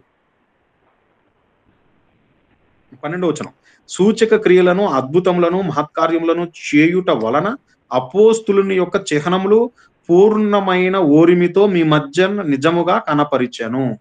ఈ ఒక్క వాక్యాన్ని బట్టి మనం చెప్పొచ్చు అపోస్తులైనటువంటి వారు నాటి కాలంలో ఏం చేశారు? సూచక్రియలు, మహత్కార్యాలు, అద్భుత కార్యాలు చేయటం అనేది అపోస్తుల చిహ్నములలో ఒకటది. కాబట్టి పరిశుద్ధ గ్రంథంలో మరి పేతురు గారు అలాగే పౌలు గారు మరి వీళ్ళు చేసినట్లుగా ఉంది, మిగతా వాళ్ళు చేయలేదంటే మిగతా వాళ్ళు కూడా మరి అపోస్తులైనటువంటి వాళ్ళు చేసి ఉండాలి ఖచ్చితంగా. ఎందుకంటే అపోస్తుల చిహ్నం అదొకటి. కాబట్టి స్త్రీలు చేశారనంటే స్త్రీలు చేసినట్లుగా మనకి ఎక్కడ లేదు బ్రదర్ యాక్చువల్గా. ఎందుకంటే పరిశుద్ధ గ్రంథంలో యాక్చువల్గా మనం చూసుకున్నట్లయితే నేను చెప్తున్నాను కదా, ఎక్కువగా పౌలు గారిని గురించినటువంటి ప్రయాణాల గురించి ప్రస్తావన ఉంటది. పేతురు గారు రాసిన పత్రిక, యోహాను గారు రాసిన పత్రిక, అలాగే యాకోబు గారు రాసిన పత్రిక, కేవలం వాళ్ళని గురించి ఎక్కువ మనకి ఇన్ఫర్మేషన్ ఉంది కాబట్టి మిగిలిన అపోస్తుల గురించి లేదు. ఆ మాటకు వస్తే ఇంకా అపోస్తుల్లో చాలా మంది ఉన్నారు, అవునా కాదు? మరి వాళ్ళను గురించినటువంటి ప్రస్తావన లేదు కాబట్టి వాళ్ళు ఏమీ చేయలేదు అని అనుకోవటానికి వీల్లేదు. వాళ్ళ వంతుగా వాళ్ళు చేశారు కాబట్టి దానిని గురించి ప్రస్తావింపబడలేదు. అది ఇక్కడ. కాబట్టి నాటి కాలంలో స్త్రీలైనటువంటి వారు చేశారా లేదా అనేది యాక్చువల్గా ఏంటంటే చేసి ఉండొచ్చు. మరి ఏదండి ఎక్కడండి అని అంటే మరి ఇక్కడైతే పరిశుద్ధ గ్రంథంలో యాక్చువల్గా ఏంటంటే మనకి స్త్రీలు ఇలా అద్భుతమైన కార్యాలు చేసినట్లుగా ఇక్కడ ప్రస్తావింపబడలేదు కాబట్టి శాంతం చేసి ఉండరు అని అనుకోవటానికి లేదు, చేసి ఉండి ఉండొచ్చు. ఆ స్వస్థపరిచేటటువంటి వరం కలిగినటువంటి, ఎందుకంటే పరిశుద్ధాత్మ వరములలో స్వస్థపరిచేటటువంటి వరం ఆనాటి కాలంలో ఇవ్వబడింది కాబట్టి ఆ స్వస్థపరిచేటటువంటి వరం ఎవరైతే పొందుకొని ఉన్నారో వాళ్ళు చేసి ఉండవచ్చు. ఓకే. బోధించే విషయం అన్న ఏంటంటే ప్రాముఖ్యంగా 2 వచనాలు కనిపిస్తున్న బైబిల్లో. మొదటిది ఏంటంటే అందరూ బోధకులు కాకూడండి అని రాసింది బైబిల్లో.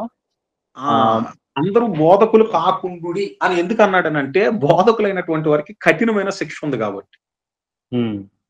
ఇది చాలా మందికి తెలియదు. ఇది యాకోబు గారు రాసిన పత్రిక 3వ అధ్యాయం చూడండి ఒకసారి. ఎందుకు బోధకులు కాకుండుడి అని అన్నాడంటే యాకోబు గారు రాసిన పత్రిక 3వ అధ్యాయము 1వ వచనం.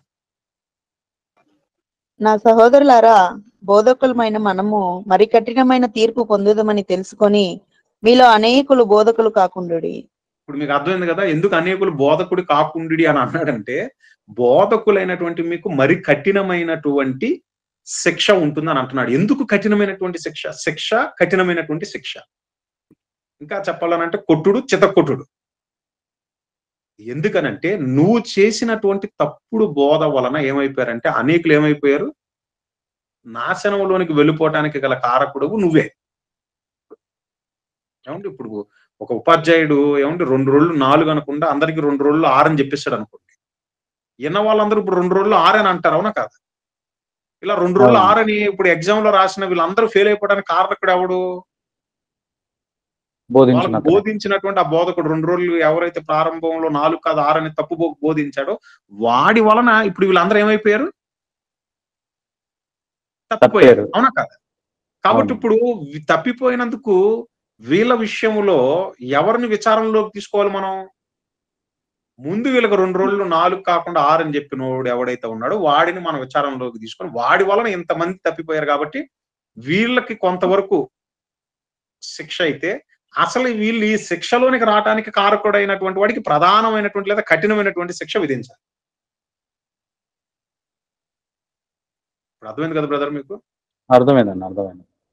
అందుకని దేవుడు ఏమంటున్నాడంటే, నాయన మీలో ఎవరైనా బోధకులు అవ్వాలని అనుకుంటే మాత్రం చాలా జాగ్రత్తగా ఉండాలి. ఎలా ఉండాలనంటే చెప్తున్నాడు చూడండి, తిమోతి గారికి రాసిన 2వ పత్రికలో 2వ అధ్యాయంలో చాలా స్పష్టంగా చెప్తున్నాడు. ఆయన 15వ వచనంలో చెప్తున్నాడు ఎలాంటి వారు కావాలి ఆయనకనే చెప్తున్నాడు. అక్కడ తిమోతి గారికి రాసిన 2వ పత్రిక 2వ అధ్యాయం 14వ వచనం 15వ వచనం.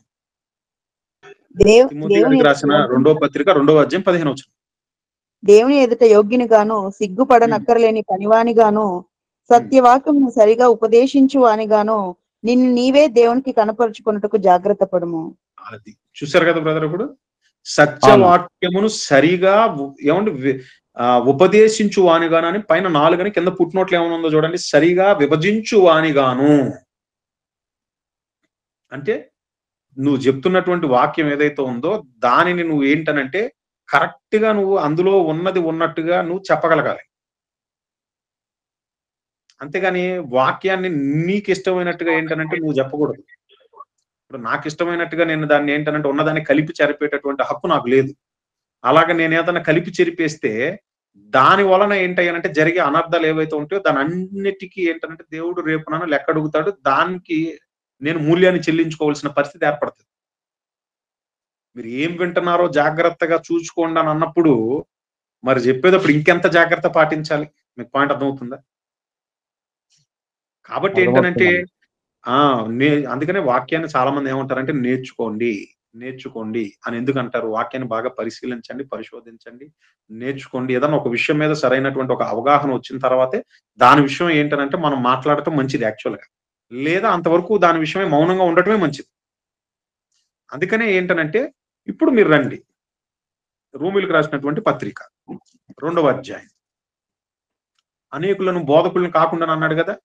రోమీయులకు రాసిన పత్రిక 2వ అధ్యాయములో ఇప్పుడు చెప్తున్నాడు చూడండి, ఏమని అంటున్నాడు?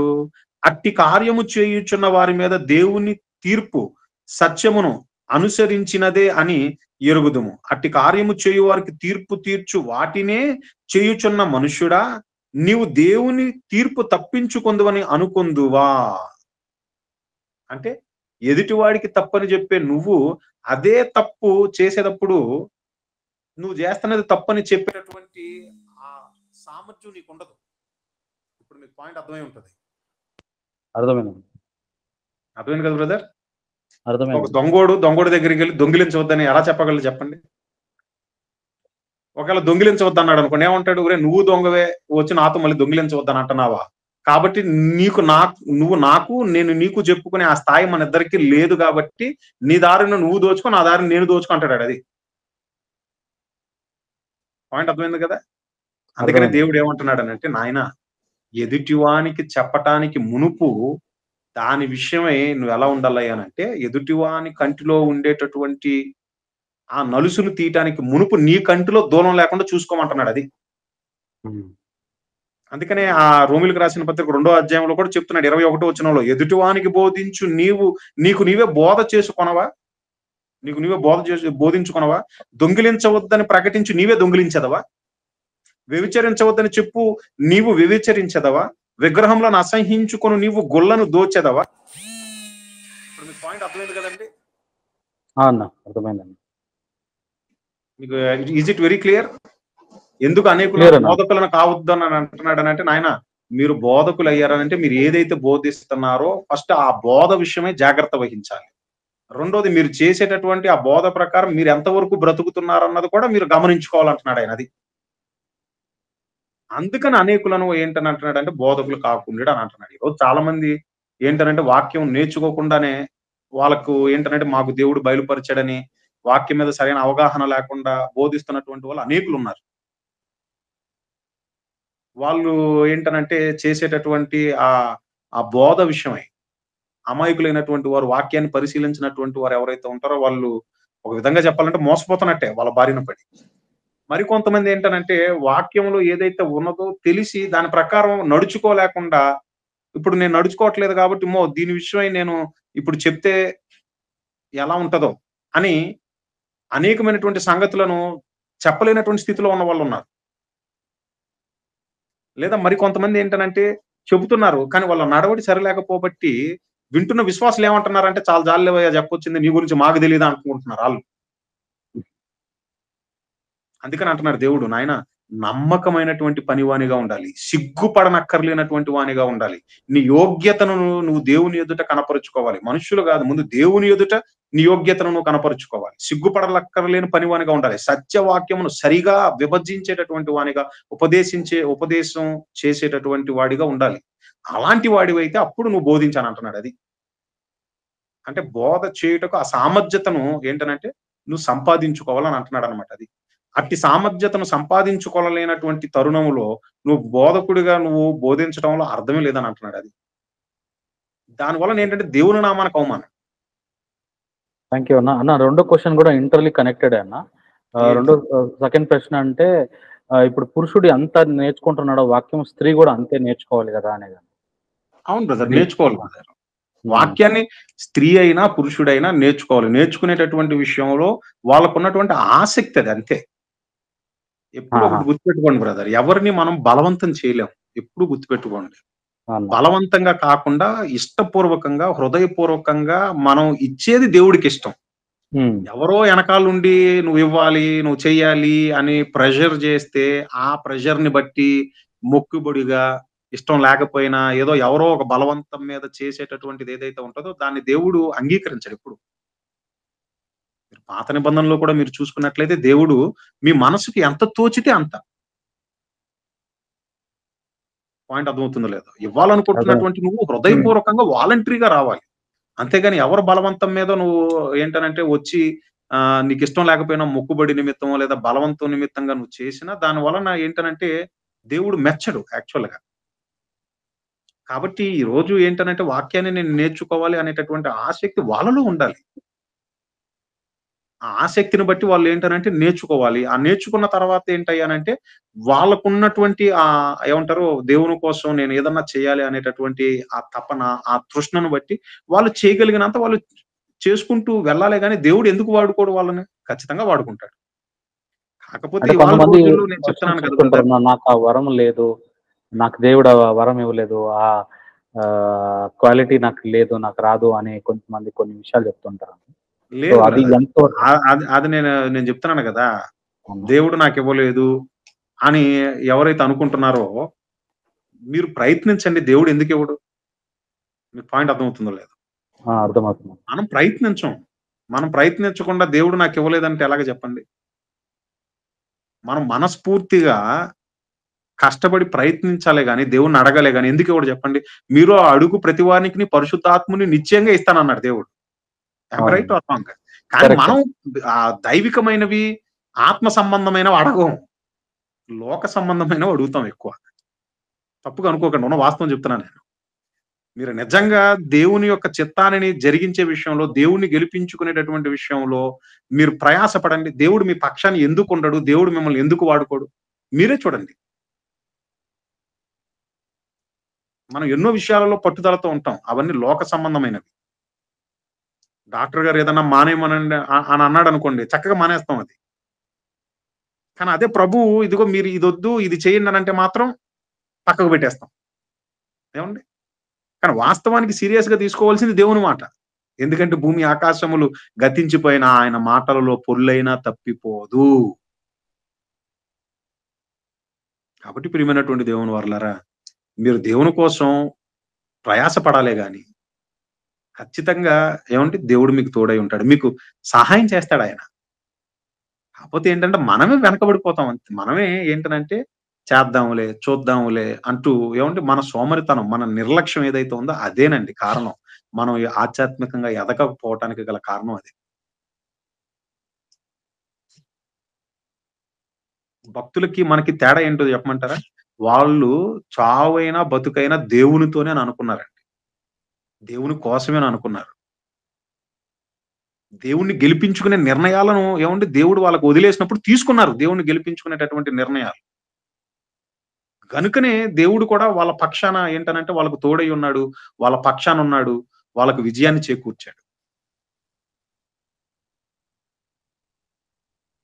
అన్నిటికన్నా కష్టం ప్రియమైనటువంటి దేవుని వారలారా, దేవుని కోసం బ్రతకటమే. గుర్తుపెట్టుకోండి అది. దేవుని కోసం బ్రతకటం అనేది ఏమంటే అది ఆషామాషి కాదండి. అది కత్తి మీద సాము. ఒక మాటలో చెప్పాలంటే చాలా కష్టంతో కూడుకున్నది. దేవుని కోసం నిలబడటం, దేవుని కోసం ప్రయాస పడటం ఏమంటే అడుగడుగున ఆటంకాలే. అడుగడుగున మీకు ఆటంకాలే. ఎవరు ఏమండి పరిచర్యలో మీరు ముందు కొనసాగుతున్నప్పుడు ఏమంటే మీకు సహకరించేవాళ్ళు ఎప్పుడు గుర్తుపెట్టుకోండి. బహు కొద్ది మంది మాత్రమే ఉంటారు. ఎక్కువ ఏమంటే వ్యతిరేకతలు ఎక్కువ ఎదురవుతా ఉంటాయి మీకు. అయినా సరే వాటన్నిటిలో మీరు నిలబడాలి దేవుని కోసం. నిలబడండి. ఆయన మిమ్మల్ని ఎందుకు నిలబెట్టుకోవడం, ఎందుకు వాడుకోవడం మీరే చూద్దురు గాని. మీరే చూస్తారు. అది. థ్యాంక్ యూ అన్న. థాంక్స్ అలాట్ అన్న. అన్న ఒక్క మాట అన్న. చెప్పండి తల్లి. నిజంగా నా దేవుడు ఆ విధంగా వ్రాయించకపోతే స్త్రీలకు పురుషులను కింద కూర్చోబెట్టి స్త్రీలు నిలబడి చెప్పే ఇదే వాళ్ళే ఉన్నారన్న. నిజంగా అంటే అంత గర్వంతో ఉండే స్త్రీలు కూడా చాలా మంది ఉన్నారన్న. అదేనమ్మా. ఇప్పుడు పురుషులను లెక్క చేయకుండా ఉండే స్త్రీలు కూడా చాలా మంది ఉన్నారన్న మా దృష్టిలో. అందుకే దేవుడు మనసెరిగిన దేవుడు, అందరి హృదయాలను ఎరిగిన దేవుడు, అందరి ప్రవర్తన ముందే ఎరిగిన దేవుడు ఆ విధంగా స్త్రీకి అవకాశము అంతవరకు మాత్రమే ఇచ్చినాడన్న నిజంగా చెప్పాలంటే. అవును. దేవుడు తల్లి ఒకటి గుర్తుపెట్టుకోండి అమ్మా. దేవుడు ఏం చెప్పినా దాని వెనకాల ఒక ఉద్దేశం ఉంటుంది. కరెక్ట్ అన్న. ఎందుకంటే ప్రారంభం నుంచి మీరు చూసుకున్నట్లయితే మొదట ఆదాము కాదు అవ్వమ్మే మోసబడిందని చెప్పాడు. రెండోది ఏంటనంటే సాటి అయినటువంటి సహకారిగా ఉండవలసిన అవ్వమ్మ తాను పండు తినటమే కాకుండా ఆదాము గారికి ఇచ్చి ఆదాము గారు కూడా తినేశారనంటే మీరు దాన్ని బట్టి అర్థం చేసుకోండి. ఇద్దరు ఏంటనంటే శాపాన్ని కొని తెచ్చుకున్నారు. ఏదైనా తోటలో నుండి గెంటి వేయబడ్డారు. ఆ తర్వాత కాలంలో కూడా మీరు గమనించినట్లయితే శారమ్మ, అబ్రహాము గారి భార్య అయిన శారమ్మ అబ్రహాము గారితో ఇదిగో నా దాసి అయిన హాగరుతో వీళ్ళు దేవుడు నన్ను గొడ్రాలుగా చేసి ఉన్నాడని చెప్పి అందాం యాక్చువల్ గా. కానీ వాస్తవానికి అదే శారమ్మ మళ్ళీ అబ్రహాము గారికి కుమారుణ్ణి కంది. విచిత్రం ఏంటంటే దేవుడు తన దూతనంపించి మరి చెప్తున్నాడు మీదిటికి మళ్ళీ శారమ్మ బిడ్డను కంటదని. అంటే శారమ్మ తనలో తను నవ్వుకుంటుంది. నేను బలం ఉడిగిన దానను, ఇప్పుడు నేను మళ్ళీ నా యజమానుడు కూడా వృద్ధుడు అయిపోయాడు, మళ్ళీ ఇప్పుడు మేము వృద్ధాప్యంలో పిల్లల్ని కంటం ఏంటని అనుకొని ఒక మాటలో చెప్పాలంటే ఆమె ఏంటనంటే నవ్వుతుంది. శారా నవ్వనేలా అని అనగానే నేను నవ్వలేదు అంటుంది. మళ్ళీ అబద్ధం ఎవరితో ఆడుతుంది? నవ్వి దేవుని దూతతోనే అబద్ధం ఆడుతుంది. అయితే ఏంటనంటే ఇవన్నీ గమనించినటువంటి దేవుడు అందుకనే అమ్మ స్త్రీ కొంచెం బలహీనమైన ఘట్టంగా ఉంటుంది కాబట్టి ఏమని అంటున్నాడు అంటే మీ భర్తలకు మీరు లోబడి ఉండమని అంటున్నాడు. అలాగే పురుషులకు కూడా దేవుడు చాలా స్పష్టంగా చెప్తున్నాడు. నీ భార్య నీకు లోబడి ఉంటుందంటే దాని అర్థం నువ్వు బానిసగా ట్రీట్ చేయకూడదు. జీవం అనేటటువంటి కృపావరంలో మీతో పాలిభాగస్తులై ఉన్నారనేటటువంటి విషయాన్ని మర్చిపోకుండా ప్రేమ కలిగి వాళ్ళ ఎడల మీరు నడుచుకోవాలని ఉంటుంది పరిశుద్ధ గ్రంథంలో. ప్రతి భర్త తన భార్యను ప్రేమించాలి. ప్రేమించటం అంటే వాళ్ళను పోషించాలి. భార్య యొక్క మంచి చెడ్డలను చూడాలి. అలాగే ఆమె ఒకవేళ ఏమైనా తప్పుగా నడుచుకున్నప్పుడు ఏంటనంటే ఆమెను క్షమించగలిగేటటువంటి, ఆమెను చక్కదిద్దేటటువంటి ఆ చక్కటి ఏంటంటే ఆ మనస్సు ఉండాలి. అంతేగాని లోబడుతుంది కదా అని ఊరిని అయిందానికి కాందానికి చేయి చేసుకోవటం, హీనగా ఏంటనంటే చూడటం లాంటిది చేయకూడదు. ఇవన్నీ చాలా స్పష్టంగా రాయించాడు దేవుడు పరిశుద్ధ గ్రంథంలో. అలాంటి పురుషులు కూడా ఉన్నారనా? స్త్రీలకు ఇంత మీరు అనుకోవగా ఉండాలి, లోబడి ఉండాలి అని తెలియజెప్పిన కూడా క్రైస్తవ స్త్రీలే అన్న, హైందవ స్త్రీలు కూడా కాదు. అట్లా వాక్యం తెలిసిన వాళ్ళు కూడా ఒక పై చేయగానే జీవిస్తున్నారు నా ఇప్పటికి కూడా. అవునమ్మా. అదే చెప్తున్నాను కదా తల్లి, అది ఏంటనంటే వాక్యం తెలియక కొంతమందికి తెలిసిన ఏంటనంటే దాన్ని మీరి నడుచుకోవటం అనమాట అది. కానీ ఒకటి తల్లి, ఎప్పుడైనా సరే మీరు దేవుని వాక్యానికి లోబడి మీరు బ్రతికినంత వరకు మీకు అది మంచిది. ఎప్పుడైతే మీరు దేవుని వాక్యాన్ని మీరి నడుచుకుంటారో అప్పుడు మీకే ప్రమాదం అది. అవునన్నా, కరెక్టే అన్న. ఓకే ప్రియులారా, మంచిది. ఇంకా ఎవరికైనా ఏమన్నా ఉన్నాయా, ప్రశ్నలు ఉన్నాయండి? బ్రదర్, నాదొక ప్రశ్న. అడగండి ఆంటీ. చెప్పండి. స్త్రీ బాప్తిస్మము ఇవ్వవచ్చునా అనేది నా ప్రశ్న. ఓకే తల్లి, ఒకవేళ పురుషులు ఎవరు అంటే ఇవ్వటానికి పురుషులు ఎవరు లేని పక్షంలో బాప్తిస్మం ఇచ్చేంత అంటే ఆ యోగ్యత ఆ తల్లి గారికి ఉన్నట్లయితే, అర్థమైంది కదమ్మా, ఖచ్చితంగా ఇవ్వచ్చు తల్లి. పురుషులు ఎవరు లేని పక్షంలో, ఇంక ఇచ్చేవాళ్ళు ఎవరు లేని పక్షంలో. మీకు అర్థమవుతుంది కదమ్మా. ఇందాక నేను ఒక విషయాన్ని చెప్పాను. ఏమని చెప్పాను? ఇక పురుషులు అంటే ఒక సంఘానికి కాపరిగా, ఒక అధ్యక్షుడిగా అక్కడ పురుషులు అంటే ఒక పురుషుడు లేనటువంటి తరుణంలో ఎలాగే ఇక తప్పని పరిస్థితుల్లో స్త్రీ ఇక ఏంటనంటే యోగ్యురాలై ఉండి ఆ సంఘాన్ని నడిపించగలిగేటటువంటి ఆ సామర్థ్యం కలిగిన స్త్రీ ఎలాగైతే ఆ సంఘాన్ని ముందుకు నడిపించేటటువంటి విషయంలో ఇక ఎలాగైతే ఆ బాధ్యత తీసుకుని ముందుకు కొనసాగాలో, అలాగే ఇక తప్పని పరిస్థితులలో పురుషుడికి ఎవరు లేనప్పుడు, మీకు అర్థమవుతుంది కదమ్మా, ఆ స్త్రీ యోగ్యురాలైనప్పుడు ఇక తప్పని పరిస్థితులలో ఒక ఆత్మను రక్షించేటటువంటి విషయంలో దేవుని యందు భయభక్తులు కలిగి, దేవుని జ్ఞానము, దేవుని ప్రేమ కలిగి, మరి చక్కటి మనస్సాక్షి కలిగి,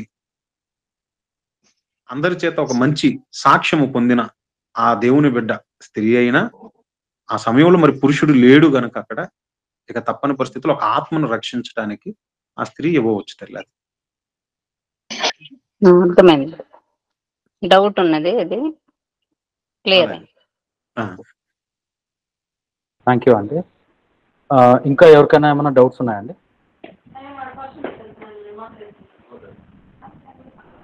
ఓకే ప్రియులారా, అందరికీ క్లియర్ అయిపోయి అనుకుంటున్నాను. కనుక సమయం ఎక్కువైంది కాబట్టి ప్రభునామంలో మనవి చేస్తున్నాను. మరొకసారి మనం అడిగిన ప్రతి చిన్న ప్రశ్నకి మనకు అది తక్కువ అని ఉండొచ్చు కొంచెం మంది, మరి ఎలాంటి ప్రశ్న అయినా కానీ మరి చక్కగా మనం అడిగిన ప్రశ్నలకు అన్నిటికీ కూడా ఎంతో నిదానంతో, నిబ్బరంతో మనకు అర్థమయ్యేటట్టు మరి మన ప్రశ్నలన్నీ క్లియర్ చేసిన దేవుని వాక్యాన్ని మనకు అందరికీ అర్థమయ్యేటట్టు పంచిపెట్టిన రాజేష్ గారికి మరొకసారి ప్రభునామంలో హృదయపూర్వకమైన వందనాలు తెలియజేస్తున్నాను అన్న. థ్యాంక్ యూ సో మచ్ అన్న.